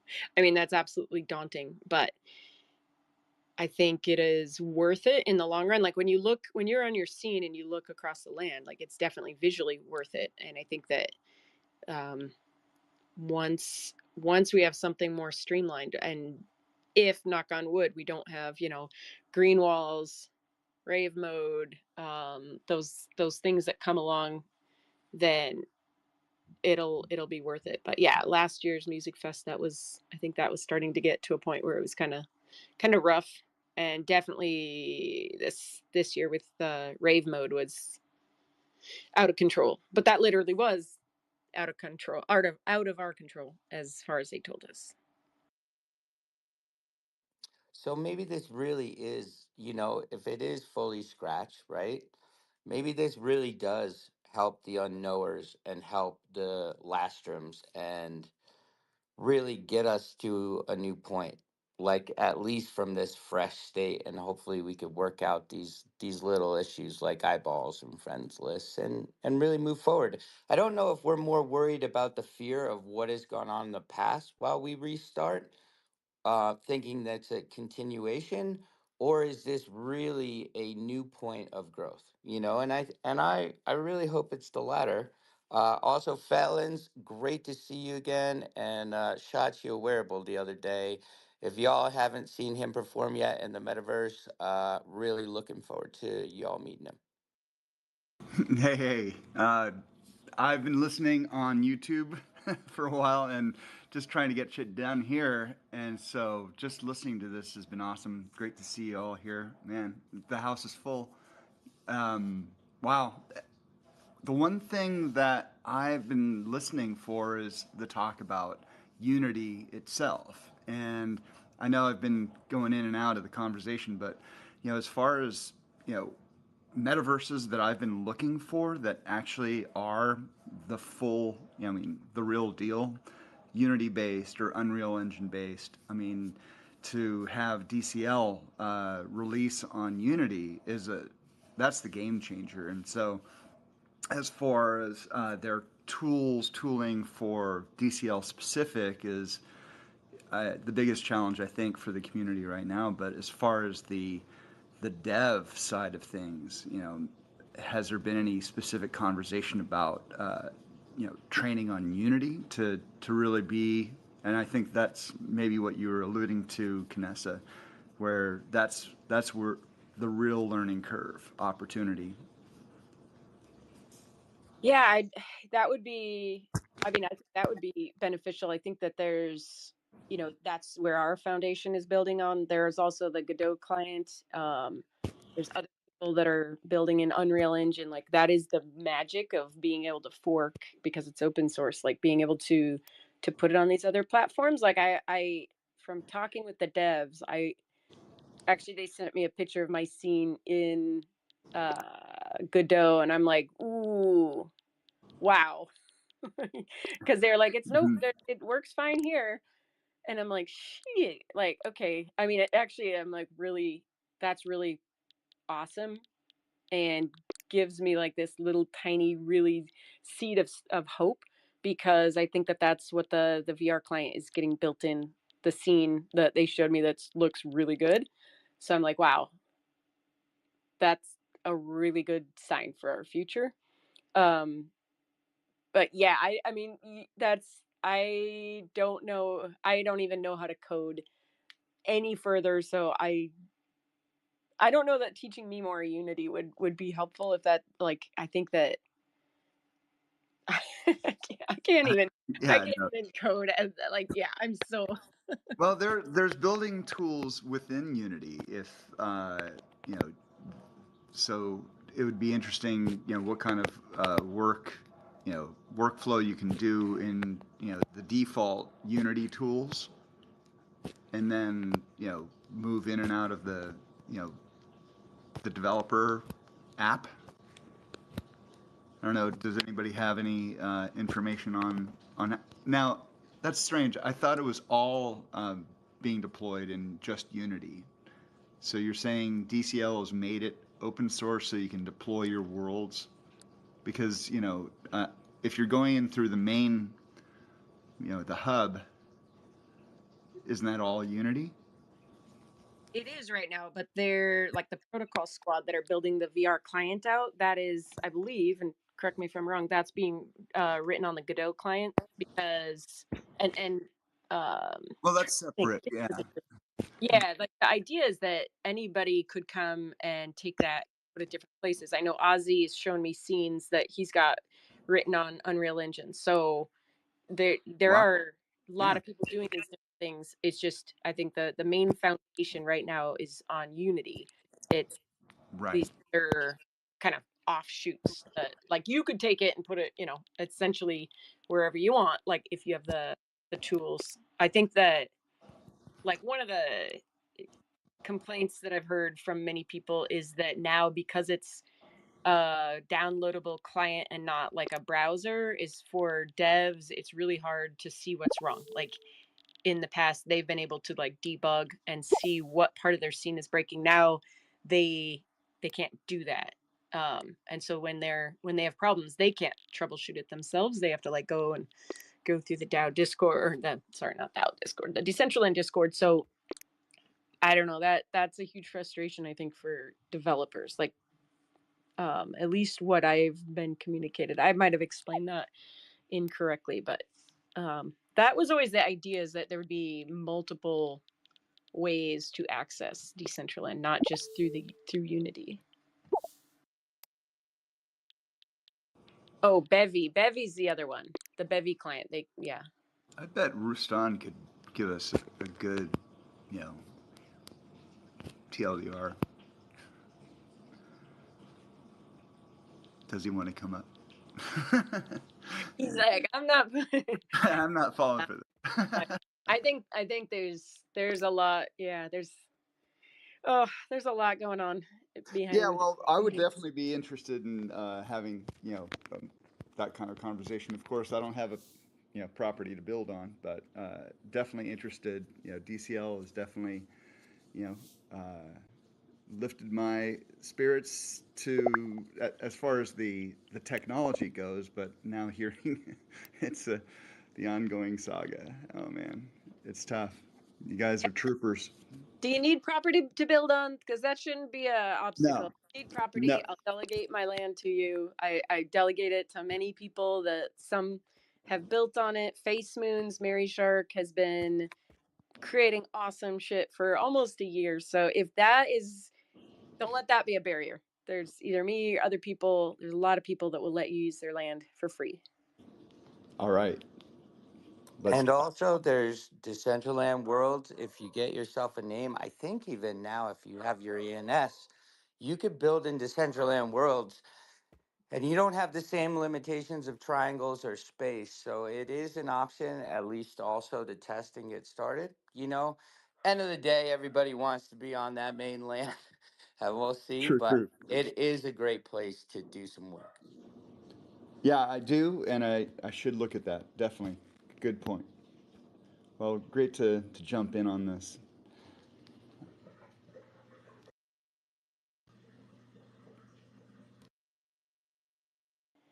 Yeah, and Felenz, we've got the music festival coming up, and Sane and I were crazy enough to think that we were going to put on a community music and art festival. So if you have any interest in coming in and being a part of that, we would love to have you. I would love to have like different genres, so there'd be like maybe like a intense DJ, like at night when you're partying, but then also like when you're waking up Sunday morning and you're having your coffee, maybe you're feeling like the piano, kind of the soft vibes. And I know that you've got you could probably go both places. So love to just like put that out there, put you on the spot publicly so you can't say no.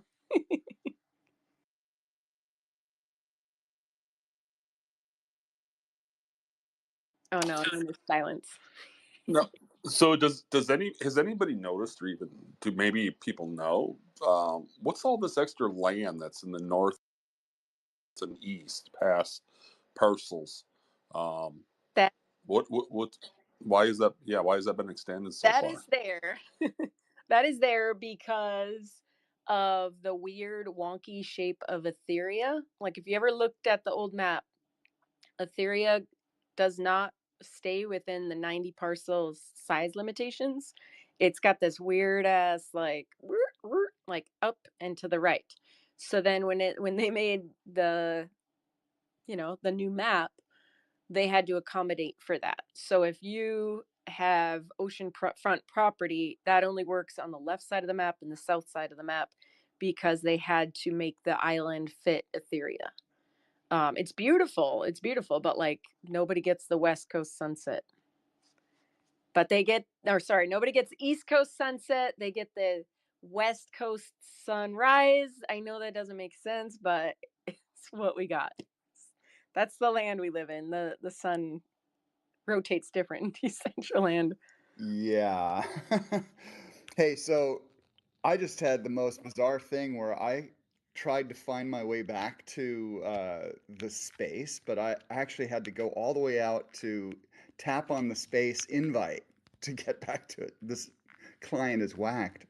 But anyway, the answer is yes, and I already was chatting makeup for a slot, and so let's do this. I'm totally game, and yeah, I can definitely go to the composer, soundtrack ish side, and of course, the live acoustic stuff. So yeah, let's add a section. That sounds awesome.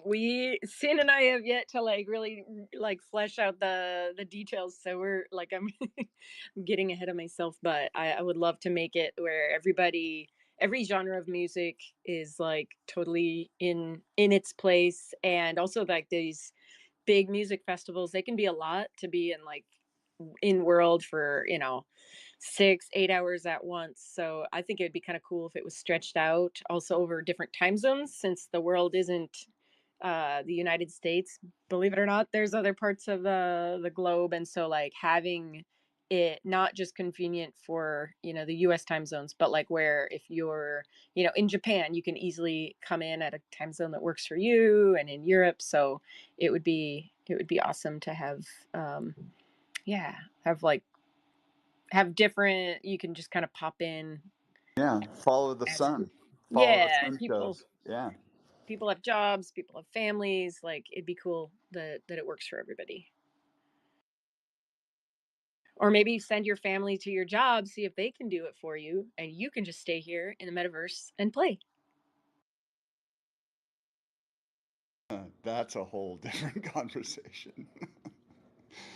um, well, cool. I'm actually going to head off to a studio session, hang out with a guy that's out of one of our other communities here, and check out his studio, talk about new stuff. So continue on. Life is interesting. So, like I said, you guys are absolute troopers, and thank you for. Oh, look at this, Rustan and Cheddar, and who else? They're here.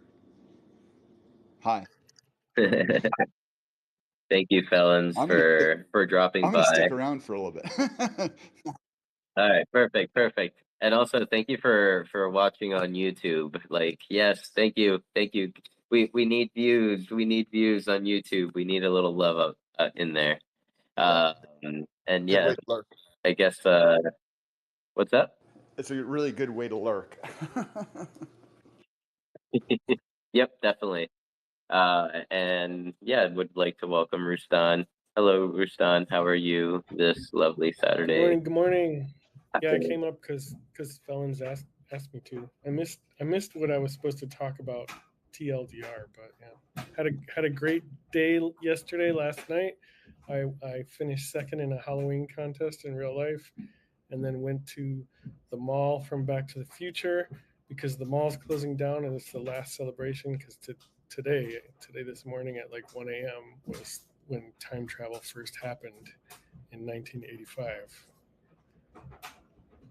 No way. This is where they came.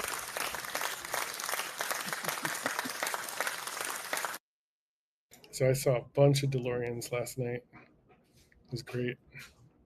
But did you see any hoverboards? Yeah, I saw a lot of hoverboards. Were they working? No, Functional? I think they were SDK 6, so Oh. unfortunately. If the foundation didn't switch it at the last second, they would have all been working. See, even other platforms have trouble with their foundation. You see, it doesn't just happen here. Um, did you, by any chance, get to speak to any of the owners of those DeLoreans and Just like, hey, I got a DeLorean too in the metaverse. No, I didn't talk to anyone. Actually, I didn't socialize at all last night, even at the Halloween contest. I pulled one of my costumes out from 20 years ago that my wife and I shared, and we won 2 Halloween contests 20 years ago with it, and then rocked it last night. And it's the Eyes Wide Shut Venetian masks with robes, cloaks and robes, and we just go to the parties and we don't talk to anybody. Even my friends were there, and they didn't know who we were, and we didn't say our names or say hello to anybody, and we danced slow to fast music, and then we took home the prize. You guys are just sweeping the floor. Actually, in my life, I've been to like 10 Halloween contests and only lost one.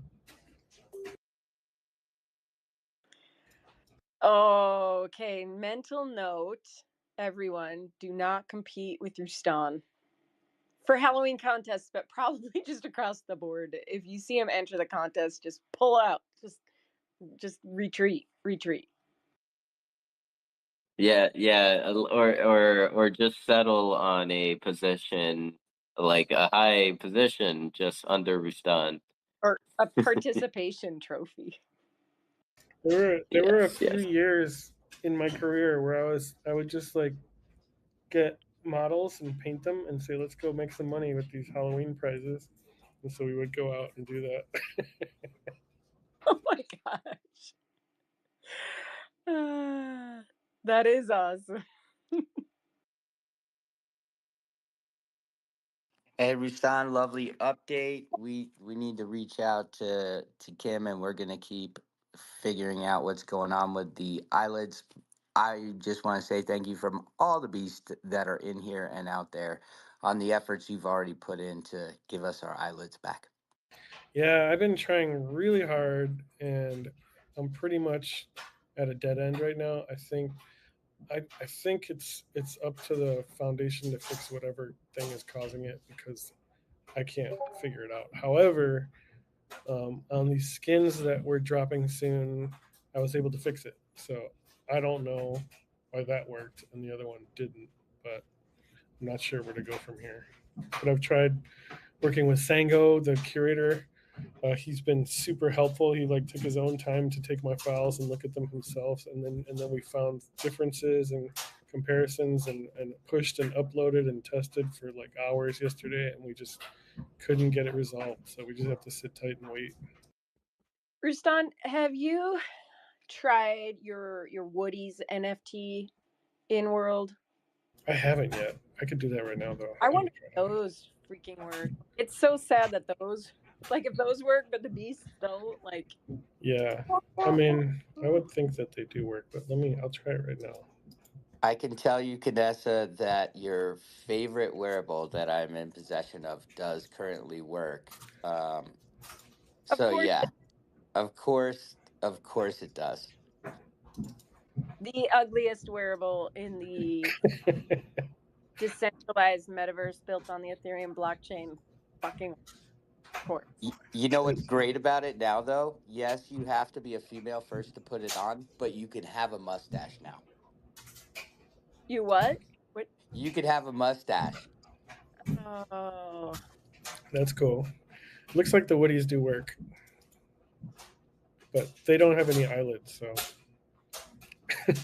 I'm just wondering if it's, I mean, you know, the screenshot I shared with you the other day. The interesting thing is, and I know they're different and this and that, but I can't get around that it could be this, like, there's something not registering with like the skin. Because when I looked at the insides of it, it's like, it's almost like it's a part of that it's not finding itself. no, the skin works. The balaclavas don't. This time, well, we all looked like our eyes were wide open for the new client yesterday. Yeah, with the balaclavas. how So about we we just were make? Oh, go ahead. no, I was just gonna say we were all on Molly yesterday. Yeah, I'm glad Can we everybody was there to be wide eyed. That's pretty cool. can we just make sunglasses? And we'll still Yeah, have the problem, but we put the sunglasses on and then just ignore our bigger problems in life? Well, Make and I talked about, the Beast goggles that I have in the Hyperfi build, creating a wearable like that can go right over the eyes. That's how I like to fix real problems in real life, is just make something Band-aids. so I don't have to look at it. Yep. Sweep it under the rug. So, I'm all Rich, for it. I'm just going to poke back in just a second, just to go back to the TLDR that I was talking about. The idea of using the Unity building tool, just natively versus the SDK. Is that something you've tried? Well, I tried it for VLMs and importing VLMs into Spatial, I believe, or on Cyber. I can't remember which of the two it was. And I found that program to be really hard for me to figure out. But all programs are at first, and I didn't spend enough time with that one. I thought it was really frustrating trying to get a VRM in there, like the process to do that. So then I just kind of bounced out. Oh, I'm just talking about scenes in general. Yeah, I don't know. I've never tried to import a scene from Unity into Decentraland. I don't even know if it can be done. Well, I thought DCL. See, I think there's like a little disconnect on the conversation here, is because the world is the Unity part. The the editor can be in different programming languages. So as far as the portability of the code for the client versus the actual build location. And I thought it was all in Unity now, because that's the overall destination of all of your 3D assets. Yeah, That I is mean, correct. that's something that I don't know. It's out of my bounds. All I know is like the docs, the DCL docs have never suggested using Unity to upload to a parcel, so I never have. If it did, it might be worth trying. Well, if Unity is the native world for, and I guess I need to do a little bit more research. I'm just I know having Ozzy Mendios has his hand up, and he can definitely yeah, speak more to do it. this. He's actually like brought DCL into Unreal Engine, which is pretty awesome. Right, and actually that's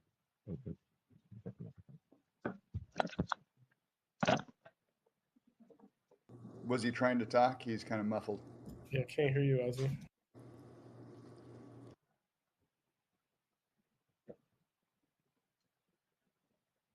I think something's wrong with your mic. I can't hear you, Ozzy. I don't know if others can.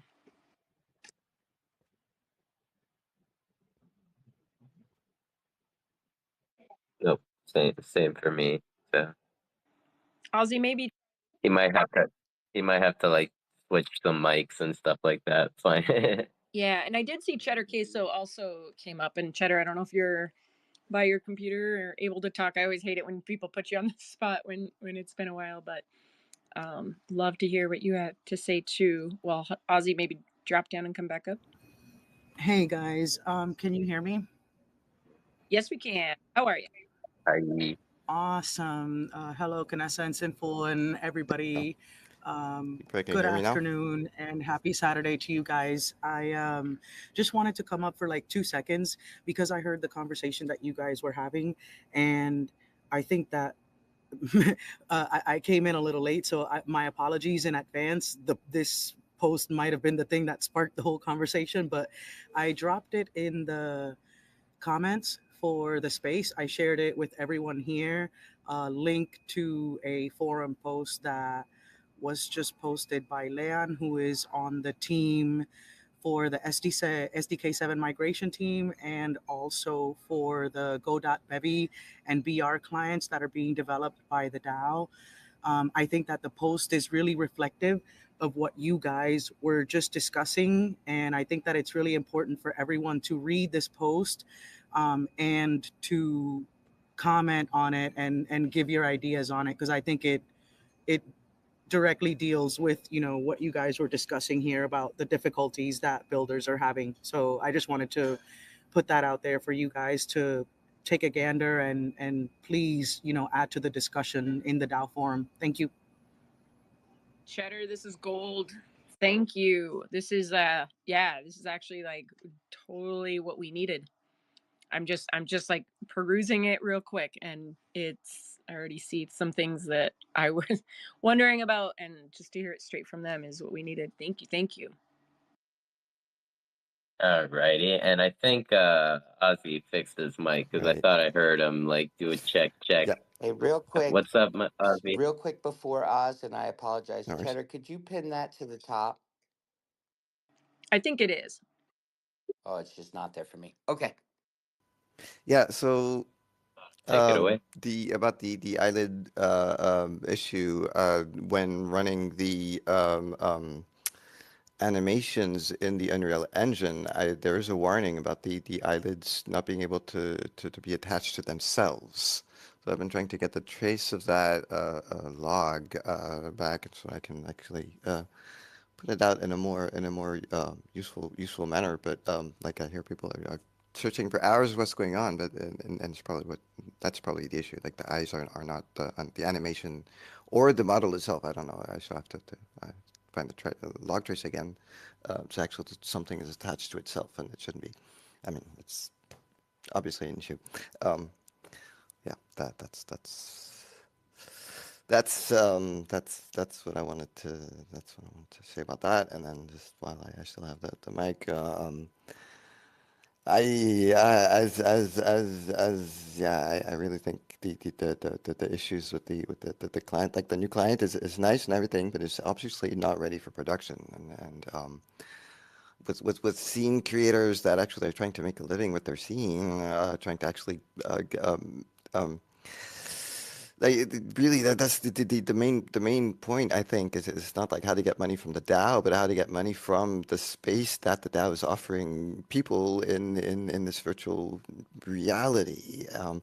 And this has kind of been forgotten. Like the white paper 2.0 says, so we're trying to move away from principles of capitalism, but this is really bad. This is bad idea, because NFTs are all about capitalism, trying to get money into your art production by introducing the rarity which you can't get because of virtual stuff. And this is a purely capitalistic move, and the reason, in my eyes, DCL is having a lot of issues is because people just can't make money by themselves, and then so now people are trying to figure out how to hit the DAO treasury for money and everything. And like if constantly the platform is so unstable, it's just impossible for actually making money in other ways. And this is my 2 cents.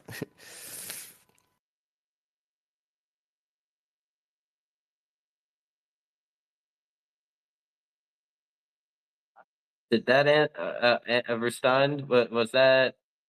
Did you hear an answer to like the question? Right now, I I'm remember setting you up. passed Right now, it I'm over setting up to him. a JS server, because I think that's really the main thing that the DAO is missing, is a really nice way of keeping track of all the issues. And so I'm setting up a JS server, and that's going to be the first post I put in there is the log traces about these eyes not being able to be attached to themselves.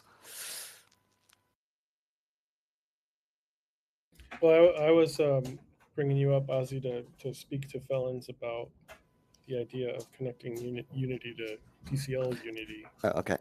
as an alternative to SDK.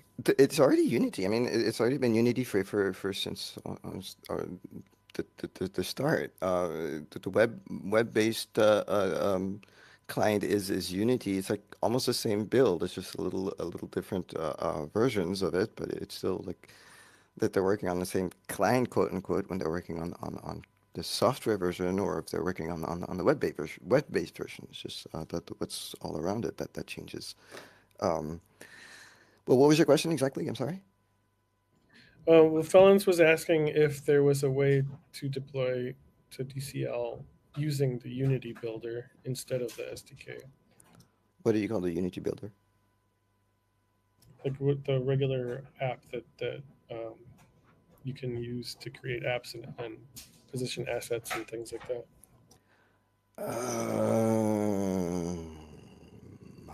From the Unity website and everything, you mean? Yeah. Exactly. Yep. I don't know. I mean, if it's flexible enough to add code to their builder deployment stuff, it should be possible to add calls to the DCL APIs, which allow the deployment of stuff like that. If you can manage to sign via MetaMask first and everything. Yeah, like right now for the Waifuman, the earn IDs are all created randomly, and so we're trying to figure out a way of just like changing them all, mass changing them all, and one of the easiest ways would just be to look at the current coded, the current builder code, and then just change, just add a few things in there. I haven't had the time to look into that because so many other things I'm trying to do first. Yeah, But that yeah, it's really pretty software in well. the end. Software on top of software. It's not that hard. I know that like the Vibe Crew, Polygonal Mind, like Toxam and all those guys had done some cool stuff with Unity, and I think it was Spatial or OnCyber. I can't remember again. But they definitely know how that stuff works, and I wish they were here to talk to us about it. But in the end, like currently, the best thing to do is like if you get something created in Unity, to export it in a version which can be worked in Blender, and then from Blender, then you create a version that can be worked in Decentraland. And all that. That's currently the easiest workflow. Yeah, if you're familiar with Unity, right? Otherwise, I would just say just stick to Blender. Well, yeah, right. But I mean, if you're talking about people who want to figure out how to use Unity for this and that, they're probably already familiar with it.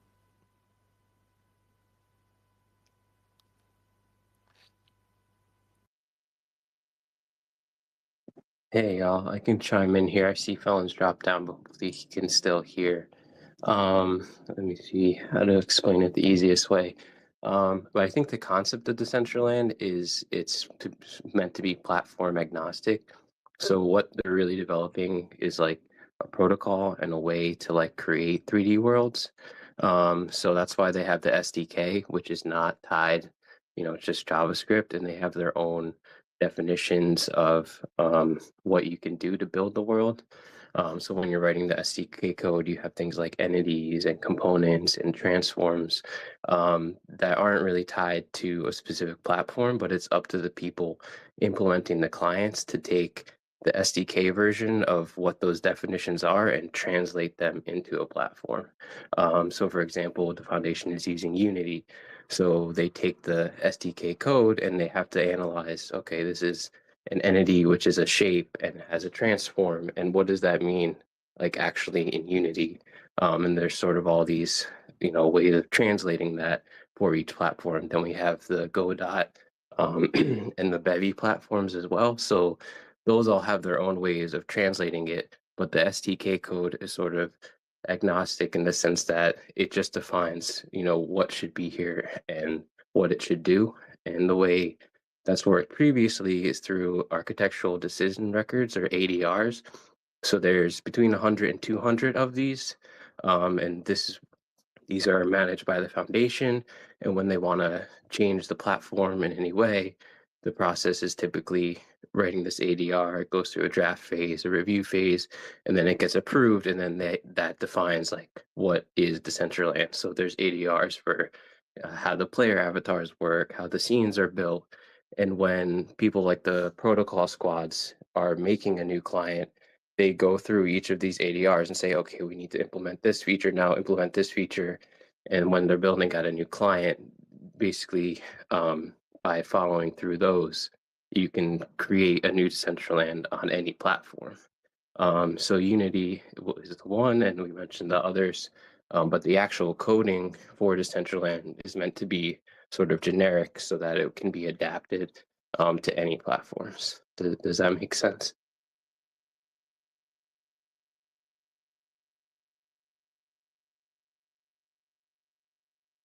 I guess it depends on exactly what the question was asked for. Is it how to Yeah, well, he deploy? was just saying since Decentraland was Unity based, why aren't people using like the Unity um, tools to develop the scenes? And the answer is, I guess, because it doesn't generate the SDK code, it just generates Unity code. Polygonal Mind did get a grant to make a Unity toolkit that would take things you program in Unity and convert them to the SDK code. And I mean, the grant was completed, but I don't know if that was affected by them dissolving or like where they left off with that. So, and it was also in the midst of all these new builder tools coming out and things, so it might have got lost in the sauce a bit. Um, but yeah, Yeah, that's the general there's a idea. problem of definitions here, I think. The um, protocol defines um, the Yeah, it just how to word defines the this? How to what, word and this? then No, it's up to ultimately, the how. what I'm trying to say, no, what I'm trying to say is that you have 3D objects. You have 3D objects that can be um, that can contain animation information, and that is kind of code. It's also possible to put code in. Okay, so you said the DCL is Unity based, and that's not exactly what that's not exactly what's going on. What's going on is that the current main client that is used in order to visit Decentraland, the main client that is used in order to visit Decentraland, is itself Unity based, and that has been developed since the very early stages, and so it's kind of intricately tied to the Decentraland experience itself. But as is shown with the Baby Explorer, the Godot Explorer, and then so the stuff I did with the Unreal Engine, it's really not that Decentraland itself is really not Unity based. Decentraland itself is protocol based. This protocol says, okay, how the blueprint's supposed to be organized, and what are you supposed to be able to do thanks to the blueprints and everything. And right now the 3D is you can create that with Blender. You can create that with Maya. You can create that also with Unity. But this is separate. Um, the logic for your scene that is currently processed with JavaScript parsers, but the protocol doesn't really define that we should be using JavaScript as far as I know. Like any other language should be possible to actually define the logic you want to see running in your scene. Now, what the client is supposed to do is to look at the 3D objects that are deployed in the scene, look at the code, the JavaScript, whatever that's deployed in the scene, and create an experience out of that. And the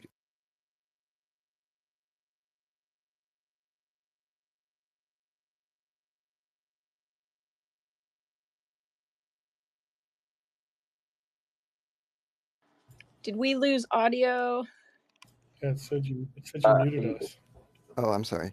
Yeah, it said everyone was muted. Oops. So I don't know how far I was when I was muted, but when we were muted, but so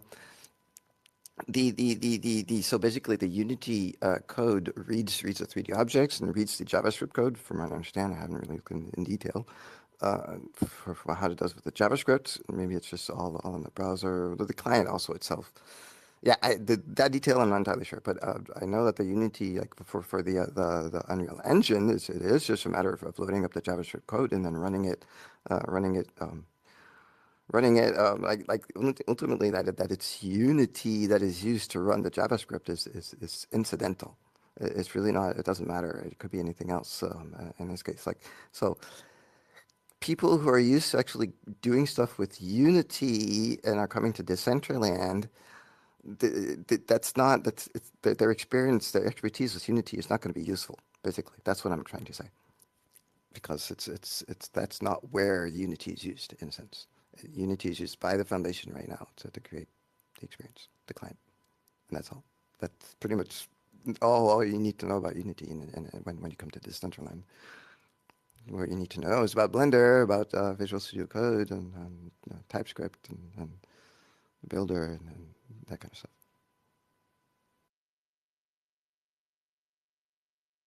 Hey, Oz. I also want to say you wrote a very interesting piece on the forum, and I just wanted to share that with people because I know it's hard with all the different things coming out and everybody's different wonders. If you wanted to speak a little bit more on that and why people should come and have a read. I mean about the Stimia? Yeah, if you could Right. touch on it loosely Yeah. without crazy Well, detail, but just let people know it's there because you know what? You're very passionate.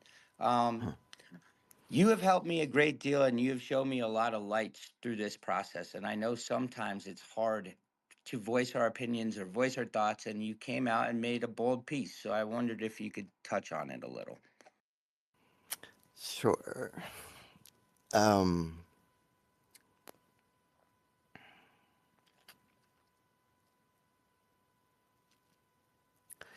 I think one of the main issues, I mean, one of the main dynamics at the heart of the mental emotional health issues gripping the world today is how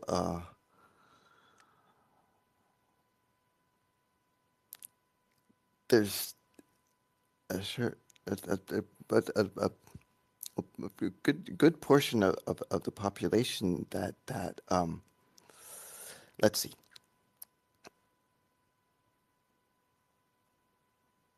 have an emotional way of cogitating. Like the from evolution, humans have had this rational way of cogitating, consciously and subconsciously, but it's not clear the evolution is complete in a sense in everybody, and some have still the previous way of anticipating for survival, which life has provided to life, to living beings, a more emotional way of understanding the world, a more like when you look at wild animals and they look back at you and you can kind of see an intelligence behind their eyes. That's the kind of feral intelligence which I'm talking about. And not all humans have pure rational thinking. Some are half rational, some are half feral, and some are completely feral, and that's a totally different story, I think. But yeah, that the fact that um,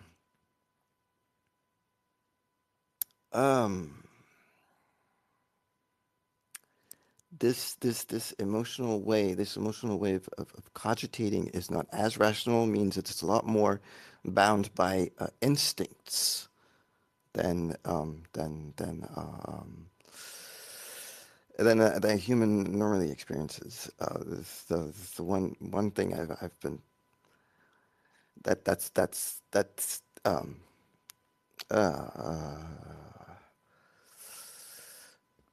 puzzled me a lot is how we seem to, as humans, not have the same kind of instincts as animals do. Like we have a totally different way of doing things, and those instincts have just basically died out of from evolution and everything. But and so we're not really aware of how much impact it can actually still have on some of us. Um, and yeah, understanding that even for myself has been pretty useful in stepping out of those instincts, hacking the brain in a sense. Well, I appreciate it. I would suggest pinning it to the top so people can take a look at the perspective and just wanted to let y'all know it was out there, family. Thanks, Oz. Yeah, thank you. And I'm dying to know, Mariana, when are we playing ping pong again? I feel like, you've gotten so famous with this new PFP and, Forbes list and all the other stuff. Ping pong is getting neglected. So, there you go. Yeah, ping pong in DCL should be nice. Oh, Mariana, when are we? One day I'll have Makes table tennis and vibes. You just wait.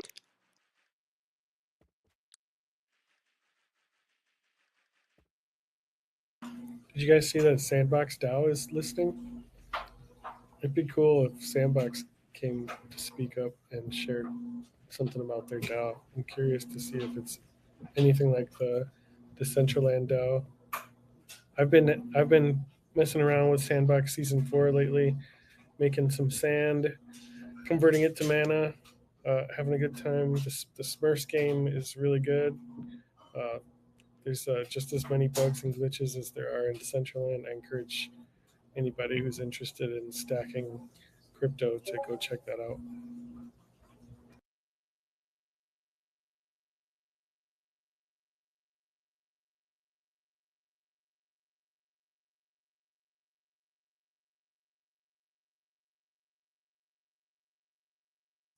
See, Mariana's coming up, or at least I'm seeing a request from her. Hey, Oz, by the way, if you do find that eyelid topic, it'd be awesome to check out, and we really appreciate it.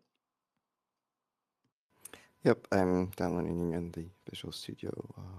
That is needed to build the Unreal Engine code and all that. I'll let you know.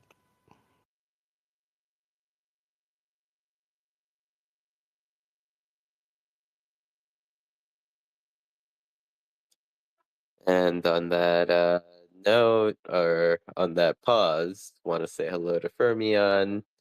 Hello, everyone. What up, Sir Degen? Oh, looks like Mariana finally made it up. Hello, hello. Hey, sorry, I couldn't hear you guys for a second. Hello. Hi, Meg. I literally just left. Hello. Yeah, I literally just left two Stanford with crypto events. I was at the OSU game, which was really fun, and now I'm heading to get some food. But yeah, I'm actually like excited to maybe like somewhat alpha announce that there's going to be a Stand with Crypto build coming to Decentraland soon. So I'll kind of give the alpha here maybe. So I'm So excited can for that. we say that Mariana brought Stands with Crypto to Decentraland? Can we just word it like that? Yeah, they're like, yeah, why not? Let's do it. So yeah, they're very excited. So I'm hoping that we'll show the organization that we're a cool community. I really had to like pitch them, like, okay, guys, the metaverse still exists. So yeah, I'm excited. So I'll give more information on that. But while I'm in my Stand with Crypto hype from today, yesterday, I might as well just announce it. But yeah, how is everyone doing? Vanessa, how are That you? is awesome. That is so cool. You are doing so much. You're like going 360 all over the place. So I am like, that is really big. So kudos to you. Yeah, I mean, even like it makes me happy when we do have like in-person meetups, like from like our communities like all over the country and the world in that aspect. Because like I really miss kind of having these kind of events, like going to these Stand with Crypto events. I sometimes wish we had more of them in our communities. So yeah, so and that kind of goes back to like the ambassador program. Like I really can't wait to see like the ambassador program kind of growing in 2025 and like these events are actually the way to do it. Like I've seen it myself with the Stand with Crypto movement. Like people generally show up because they care about whatever the niche or company is. So yeah, I'm excited to see what can happen. Yeah. That's exciting, and I agree. There's something totally different about meeting in person, and I like. I'm sad to say it because I wish I could say that the metaverse is just a complete replacement for real life. And after going to a few different events now, I'm like, no, like the The power of human connection Yep. face to face is just like it's unrivaled. It's so powerful. Exactly. So, and I mean, even more, of course, our virtual events are kind of tying in both, in both aspects of it, right? Like having like kind of how like Innkeeper does it. Like they have like both in person and they're in Decentraland. Like I wish I could do that. Like, but unfortunately, like my streaming experience or like my streaming skills are not that good. So, but it's cool when we can see like more of those things too. Like I was actually thinking about having like a Stand with Crypto like virtual event with a physical event, but I'm like, this is too much work. Not too much work. I'm sure I can do it. It's just more coordination, if that's the right word. More coordination. But well, I just wanted to come up and say hello. Make is actually a good example of like Make was in Cleveland or Akron like a few back in Christmas time, and I was able to finally meet Make. So it's just like stuff like that where you can like meet people from like the community, like in the most randomest places or where you're from. So That was so yeah, fun. Honestly, that was right. one of the my favorite meetups, and we got to kick it. And again, this is what this adventure is all about: is meeting wonderful people, sharing experiences, whether we can be there or not, and then play ping pong together. Damn it!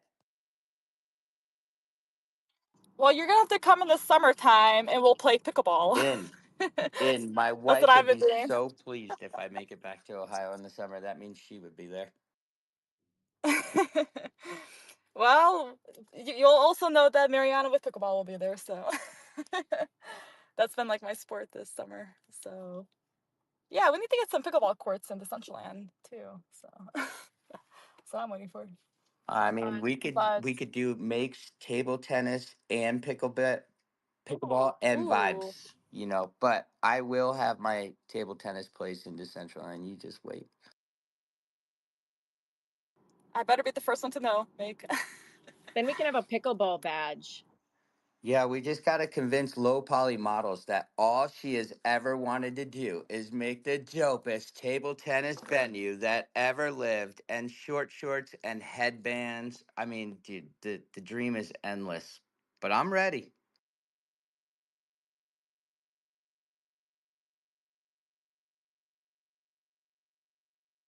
That's all Canessa's been talking about secretly behind everybody's backs is ping pong. You guys have been on this ping pong table court type style for a while now, because I remember you talking about it back in like Meta Residency Tower, and then I I see don't. Mariana's like stories. Yep. She is, yeah. We need to get her this, I definitely. don't think you guys realize how much I am tied to the pit, like table tennis in these obscure ways. Befriended one of the most famous American table tennis players of all time in his 80s. His name was Marty Reisman. You should look him up. He was called the Marlboro Killer. He was on Letterman and Carson. He won the 1951 U.S. Open. um he had this spirit, like I know some people say, like, where does Make's energy come from? And it comes from this other place in the world.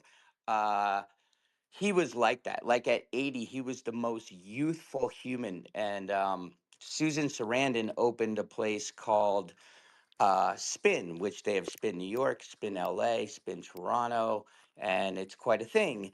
And they had a room, the Marty Reisman room, and they used his face still for branding. There have been books about him, like stories of him, like playing high stakes games and smuggling gold out of countries. And I shared the most amazing friendship with him.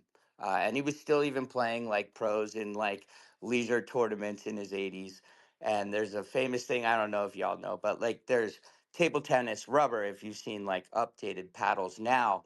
But when he was playing in the 50s, he went to the Olympics and he was like the champion of the Americans. And the Japanese had actually invented this different form of rubber that they didn't unveil, right? And he was using pips at the time, which are those little things. So there are two very different styles of playing ping pong. And from that moment, like he thought it was blasphemy, and he started an entire sandpaper movement. And yeah, I've called pro table tennis matches, and I still compete weekly not that well, but I do. So yeah, I want makes table tennis and vibes. Anybody want to come with me? We got land. Let's build the future.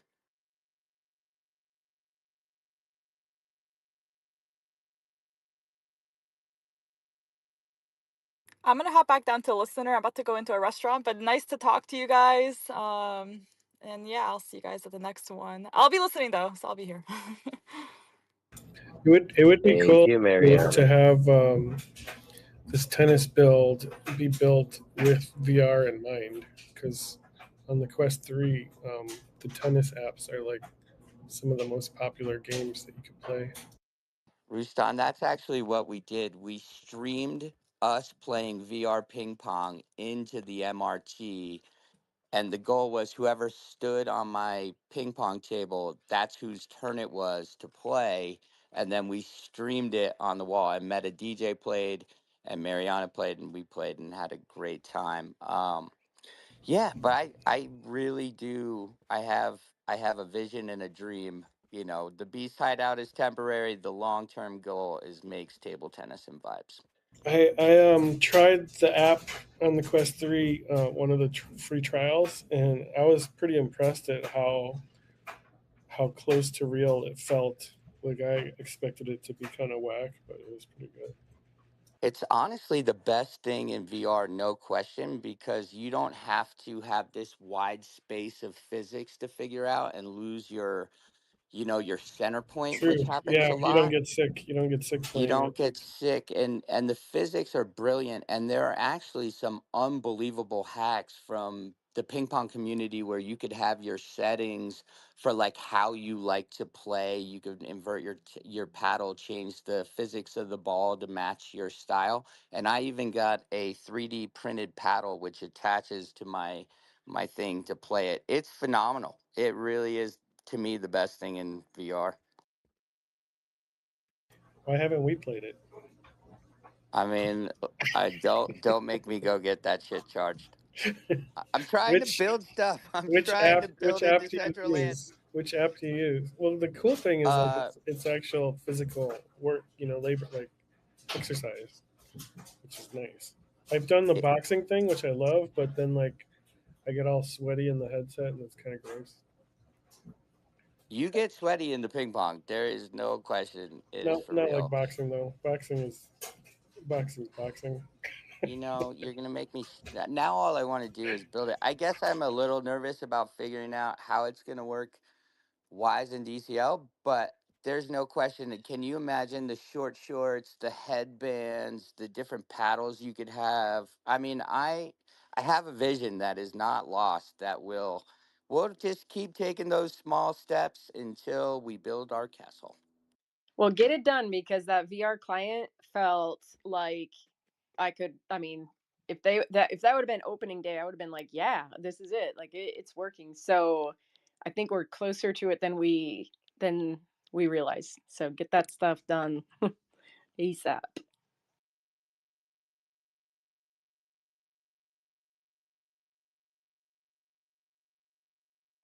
I really do want to say hi to Unknower. I'm gonna keep pestering you because I want to start figuring out, okay, from VLM to this new creator tool, is there something we should be doing? I got to spend some more time basically, I want to rebuild the space now in VLM, and I just want to understand it more to get comfy. It's time to begin.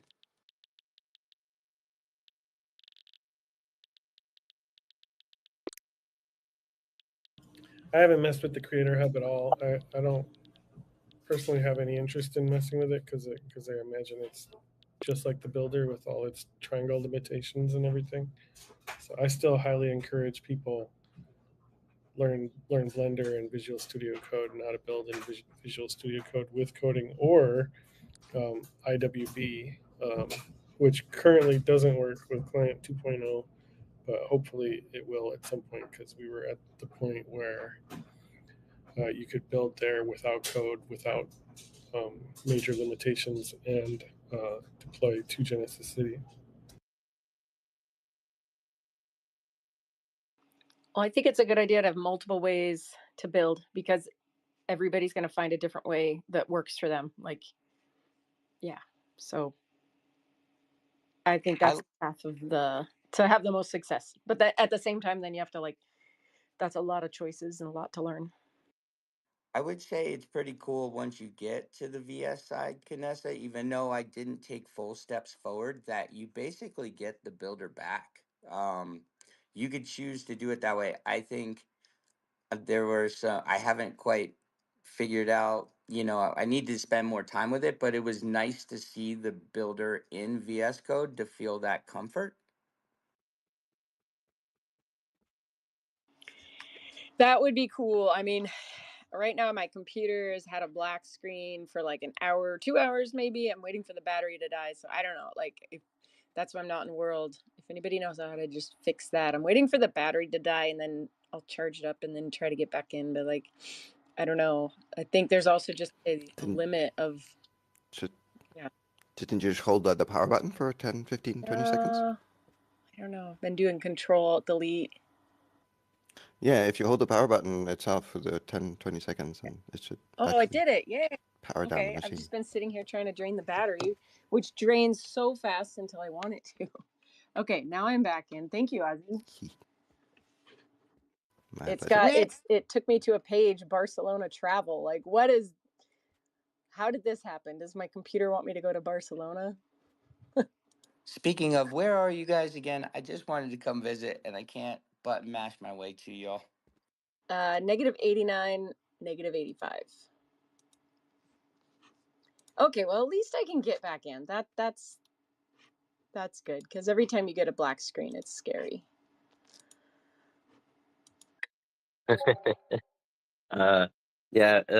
Sadly no screen today on the build, but we are streaming to our usual account, or my usual accounts, and yeah. But there is like a few of us just like chilling here, like no screen, just being together. I love it.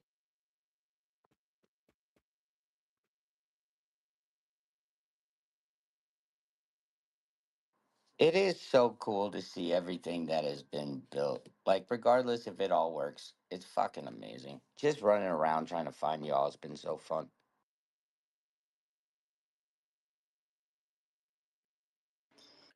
I see Zom found us in world. I don't know if he's in the space listening in the space right now, but he found us. He'll probably be confused, like, what's going on? I was just going to mention Where's the Zom. screen? Check out Zom's badges. I just have to throw him out there and say that I believe he is the highest walking person in Decentraland. He's been getting his steps in. So check out those badges. Good old Zom. One more time address. -89, -85. Oh, negative. Negative. Oh, yeah. I tried to buy 86 last, like, years ago, but because then you could remember easy just the old 86, and then I was gonna make a club with like a hole in the floor. When you got 86 from the club, it was just like you'd fall down the hole. But nobody's ever put that parcel for sale, so someday.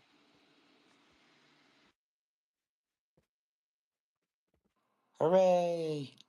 Yeah, this brings me back. I'm not gonna lie, like some of my biggest stresses were trying to find people back in the day and always messing up the go-to and then just using the map aimlessly. We're so back.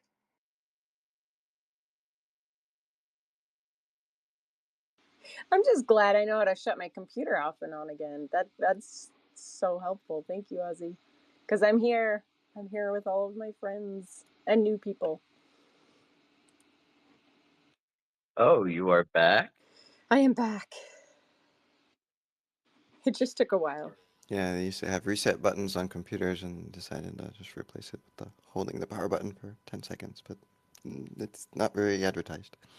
See, that's the level of like knowledge that we're dealing with. And I think sometimes when people who have like advanced coding skills try to explain stuff to people like me who don't even know that holding the power button down for 10 seconds restarts your computer. Like that's where we need like an interpreter, somebody in the middle who, yeah, it's a lot. Right. Well, the thing is, like, there's so many different ways that it could have been decided that, yeah, there's definitely some expertise that needs to be relayed. But if anybody has any questions on any coding issue, don't hesitate to ask through Discord or whatever. So yeah, Rustan, Oz just wrote us that he said eyes cannot be attached to themselves. Yeah, that's what I remember from the log message. I wrote on that as well. That's what I remember from the log message. Eyes cannot be attached to themselves, and then so many things I don't know. I checked don't to know what that organize that means. I that kind of fell through. Well, yeah, I didn't have time to investigate further, but ultimately, a model is not just one thing. It could have it could be a parent with children pieces attached to it, and so when the basic model moves, and the children move along with it. So I'm guessing it's something about that. Like the eyes were not attached properly to the body, but they were attached to themselves or something. And so in most cases it still works, but yeah, sometimes it's just a problem. Maybe they can't be joined to the actual model.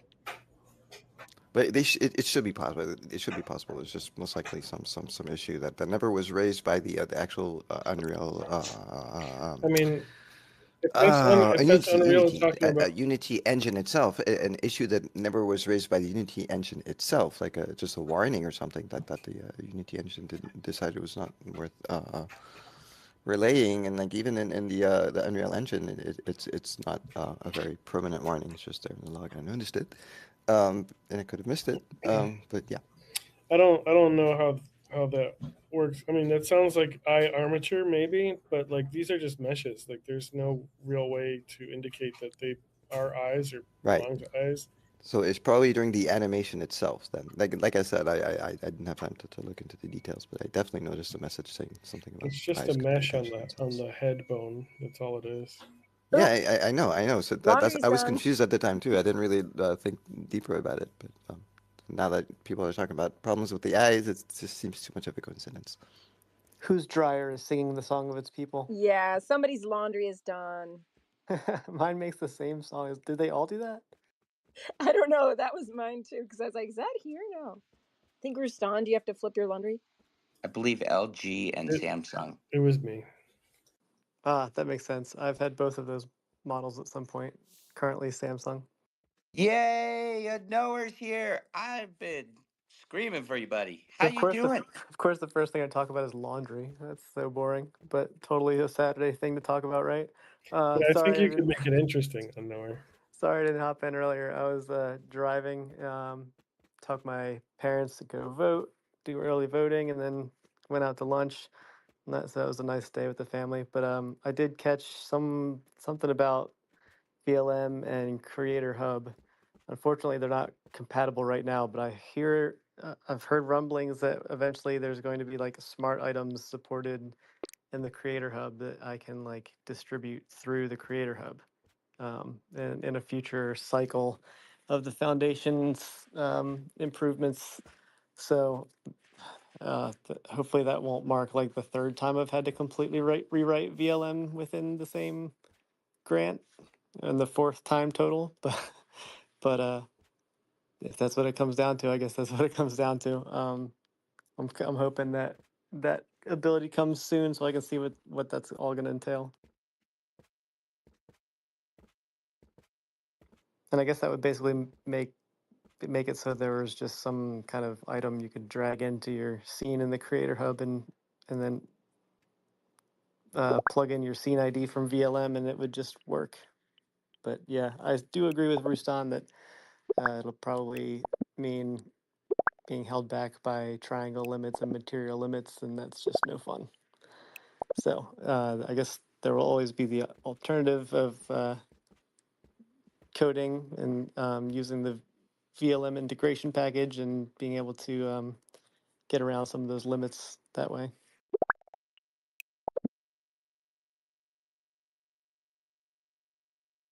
Although I kind of wonder, since I guess in theory, a VLM smart item would be creating new materials and new planes with triangles through the code. So I wonder if that would be one way to get around it. In the And I in wonder. the short term, Noah, from your thought process, for people like Old Guy, myself, Kanessa, what do you think it would be the best foot forward for the temporary? Um, I guess using like the visual editor, if you can use that in VS Code, that's pretty similar to the controls of the old school builder, and will probably be pretty similar to the Creator Hub too. So using that to place 3D models, and then um, going through the quick little video tutorial for VLM, which is like 2 minutes long, I think, on how to install that. Well, actually, that one's more geared towards like starting from scratch. But eventually, I'm gonna finish up making more tutorial videos. Start kind of going through how to set things up from different starting points and stuff. And I don't know. Hopefully, that would help. Um, that way, people could kind of use the visual editor just to drag and drop 3D models and stuff, and then use VLM for placing the video screens and images and stuff like that, and setting up giveaways. I definitely want to take another run with you. It was really enlightening, even though we didn't get all the way to the end of the road, but to see it, I think it's hard when you're not a developer or somebody who uses code to see how it works, or at least feel like it's working. And seeing it from your perspective of VLM really changed my mind around how Decentraland works. Like instead of just like this imagination in my head, I don't know how to say it, but I'm really appreciative of your efforts. Thanks. And I know for whatever reason we had an unusually annoying setup process, but I think I've got all the bugs that we worked out that were hitting us that one night. For some reason, there was like an issue when I like changed a few lines of code in the VLM package that gets installed into your scene, and for some reason it just kind of broke the build. Like whenever you would try to install it, you'd get all kinds of errors. So I had to spend a little bit of time to figure out what was going on there, and then I pushed out a new version, and then it was working on my end, and then it wasn't working for Make, and so then I had to try again and found another issue. I think now it's fixed, but yeah, maybe we can go through again and see how far we can get this time. 100%. And maybe that's something, just like Kanessa was talking about. Like maybe if we all do things a little bit more together, you don't have, if you could show me and, Old Guy, and insert 5 to 10 more people here, maybe some of the burden would be taken off you, and we could keep pushing forward all together. In small doses, maybe not full changes, but we could all learn together. Yeah, that'd be good if we could kind of cross train a little bit, I guess, because it really is supposed to be super easy. Like I've kind of tried my best to design it where there's not really any code needed at this point.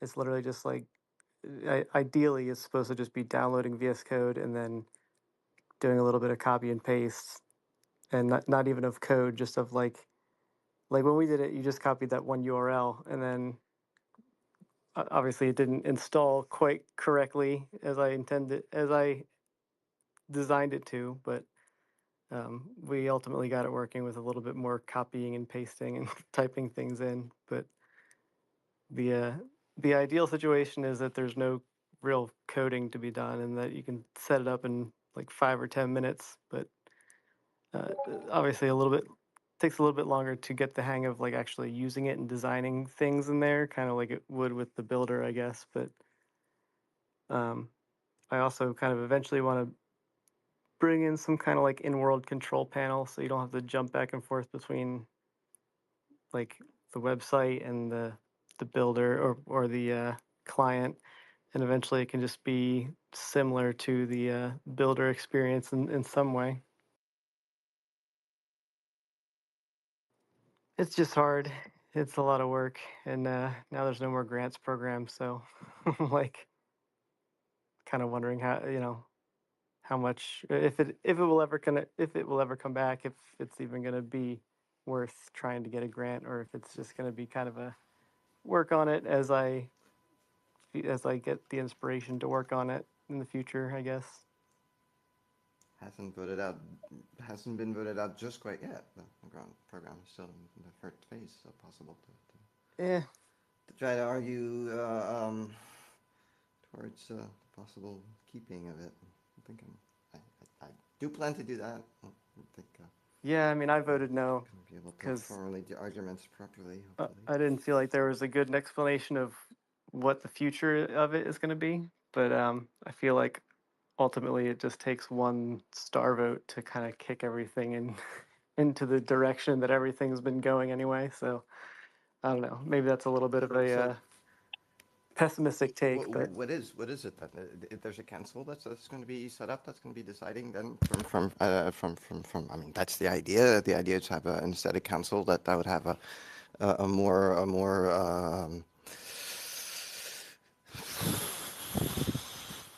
so I want to say organized, but the first word that came to mind is centralized, of course. A more organized way of deciding how this grant money is going to be actually allocated and everything. Is that what the plan is? I think That's the thing. maybe, They're not yeah, saying anything. it's not Go, super. sorry, go It ahead on doesn't that. seem super clear to me, and maybe I just haven't read through enough of the documentation or like the proposals that came out. But at least within my working group in Lisbon, we were talking about the community getting to vote on grants still, but just like smaller grants, like around 5K. And honestly, I missed part of the last day because I accidentally took too much ibuprofen because my knees were hurting like a motherfucker. And I stepped out, and I think I missed some key discussions on that last day. And so I don't know. I might need to read up on what the plan is for the grants program in the future, and what happens if we deprecate it now, and then whatever other plan we have for it doesn't end up passing. Is it just gone forever, and nobody ever can get funded to work on anything anymore? Because that would kind of suck for everybody. Right, no doubt. But originally, I guess the idea is just how to figure out how to distribute the money that is anyway being released every quarter in mana form. So something would have to be set up in this place anyway. If it goes ahead, which I mean, if the issue has been properly deciding ultimately how the DAO should operate, I do think really it's because the VP power is not concentrated in the way that it should be. And so you have too many cooks in the kitchen, and no decision is made, and that's just what's going to happen. When people want to disseminate the VP they own fairly across a community, it's just no, you're going the wrong way. You're going the wrong way. We need a few decisional forces that are trusted decentrally. And the way to trust those essentially is with the VP delegation. You have VP, you have someone you trust, give them your VP. You don't know exactly how to use your VP, just delegate. And then someone delegates the VP to you, just transit. Redelegate it back to that one person to whom you delegated your VP. Really, if it's a person you trust, there's not a problem that the decision power be centralized. In that way, anyway, is an issue that the decision power is not centralized. if the process remains decentralized in that you can remove that VP whenever you want, then there really should not be any issue. I think that would And, work and like concentrating all the VP together. in a perfect world, but like, and that's probably the way they originally saw the DAO operating, is that, you know, the stakeholders, the people that invested money in the platform are going to be the decision makers.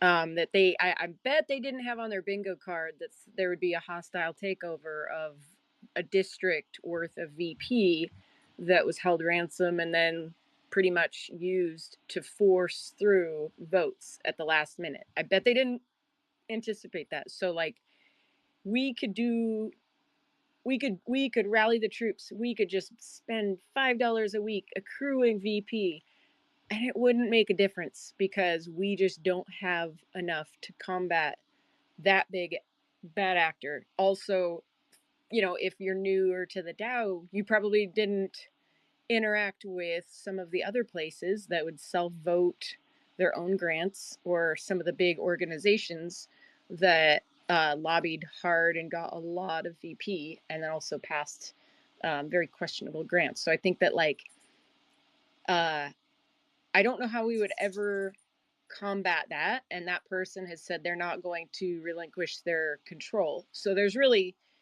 not an easy way to get around like VP equity. That person's proved that they're going to do what they want with who they want. It's it would have been smart if we all would have just like kissed up to them. We could have, you know, got like $100,000 grants. Most of us didn't feel like that was how we wanted to conduct ourselves. I mean, that's why I'm in favor of this new system. I would like to. I have to at some point trust that the people who founded this place have its best interest in mind. Now, is it going to be perfect? Am I going to get everything I want? No, but having them make the decision, I can trust that. I can trust that a council would put good actors, people that want the best interest for Decentraland, in the position, and that from there they will make as good of a decision as they can. Now, are they perfect? We don't know. Like, what if whales vote less than ethical characters into the position? I just I don't think they'll be able to. I think that, like, for better or worse, the founders of this project are voting in this one. Like, I don't know. I guess I personally grapple with, like, oh, is that centralized or is that decentralized? But it's also like, I would not have this land to walk in if not for these founders. And so the fact that they've come back and now they want to decide how the DAO has run, it's like, I don't know, personally, like, that's just me. Don't follow me. But like, I have to kind of let go of this idea of, like, you know, like, if if Esteban wants to come and try to build this platform again, I have to, like, step aside and say, yeah, okay, like, do it.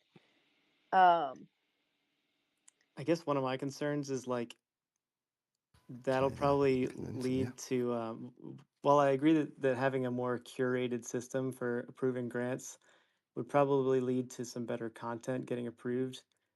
I think one of the reasons we decided to deprecate the grants system is because there was some ugliness going around like in the community, kind of directed at each other, especially to people who were like delegated VP. And I just don't know if that's ever going to go away as long as money's involved. And I almost think it could get worse if people are seen as like the favorites of the foundation or the favorites of the whales or the favorites of the board of directors or however it ends up playing out. If they're getting grants for things and other people aren't for whatever reason. So that almost makes me very hesitant to ever try to get a grant again if that's the system it's going to be under. Because either way, I don't know.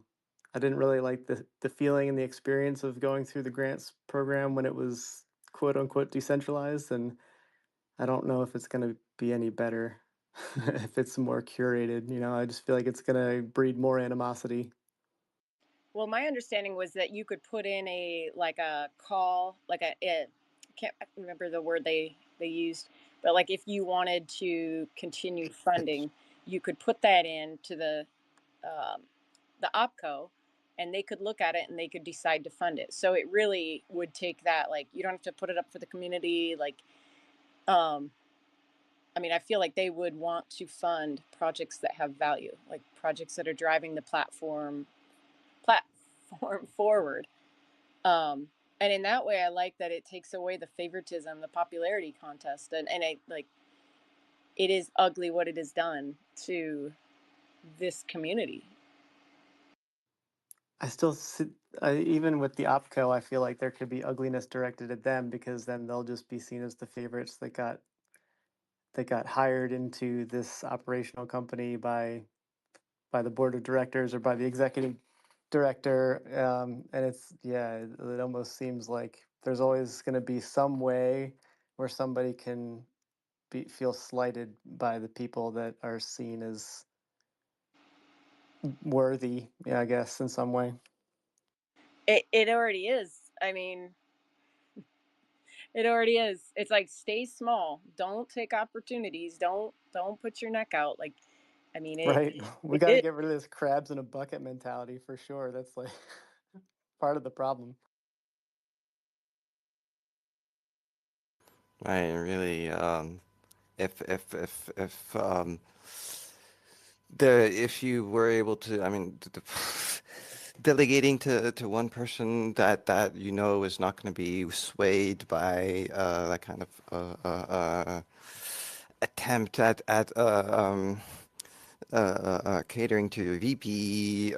First of all, if you don't have to worry about I mean, if you can delegate even VP that's been delegated to you, if you could just redelegate it to someone else, and you yourself just don't have to worry about any of that anymore.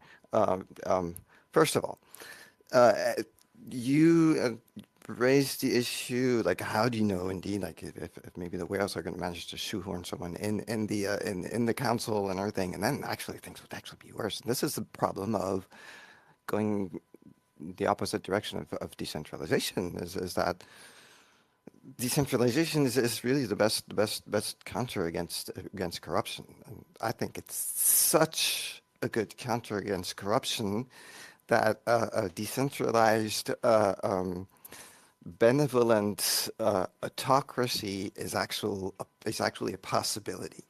But that's really a totally different story. The fact that um,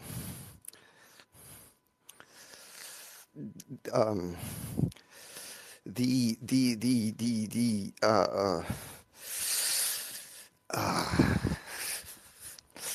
yeah, I'm just going to repeat the previous argument about Texas City. Yeah, the fact that you really ultimately in the end having people in a council or having all your VP or most VP delegated to one or two people or three people is going to be kind of the same thing. Oh yeah, I remember. The issue of some uh, uh, uh, um, actor who wants to destroy Decentraland or whatever, who manages to acquire in a VP to do stuff like that, is indeed an issue. But the same thing, like they could shoehorn someone in the council or whatever. So it will always be an issue. How to address that directly is like indeed, like should there be some kind of tribunal where like the vast majority of the community could decide, yes, this was theft and this has to be returned and this kind of stuff. Maybe. Actually, this is what's done in real life, isn't it? So yeah, maybe, I don't know. That's the problem. It's not the problem. It's not um,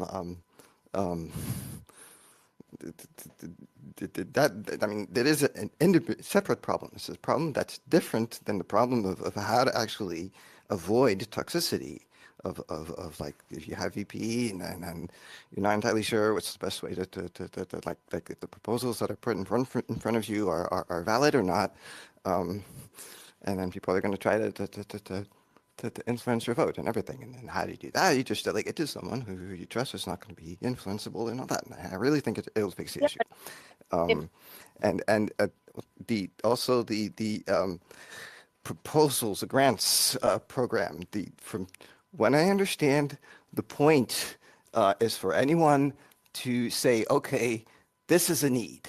This is a need which the DAO has, the product has, and everything. I'm not necessarily the best person to actually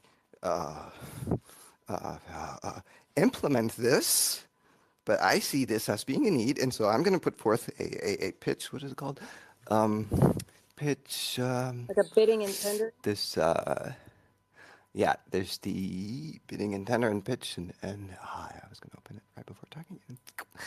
There you go. So the pitch, bid, tender, and bid. So you start with the pitch, I believe, and so this is where you now you could also be. I'm skipping that. So this is where you, as a DAO member, as a landowner, as a scene, as a content producer, whatever, think there's something that's needed that's not there. Then you put a pitch, and then others can decide yes, it's actually a need, and then vote yes or no, or then it goes forward, and then at that point, that's where interested teams can put in their. So I have to look into details like why there's tender and bid and all that. But this is my understanding. Now, if you think you can actually implement this, it does make sense for you to start the pitch about this and all that. But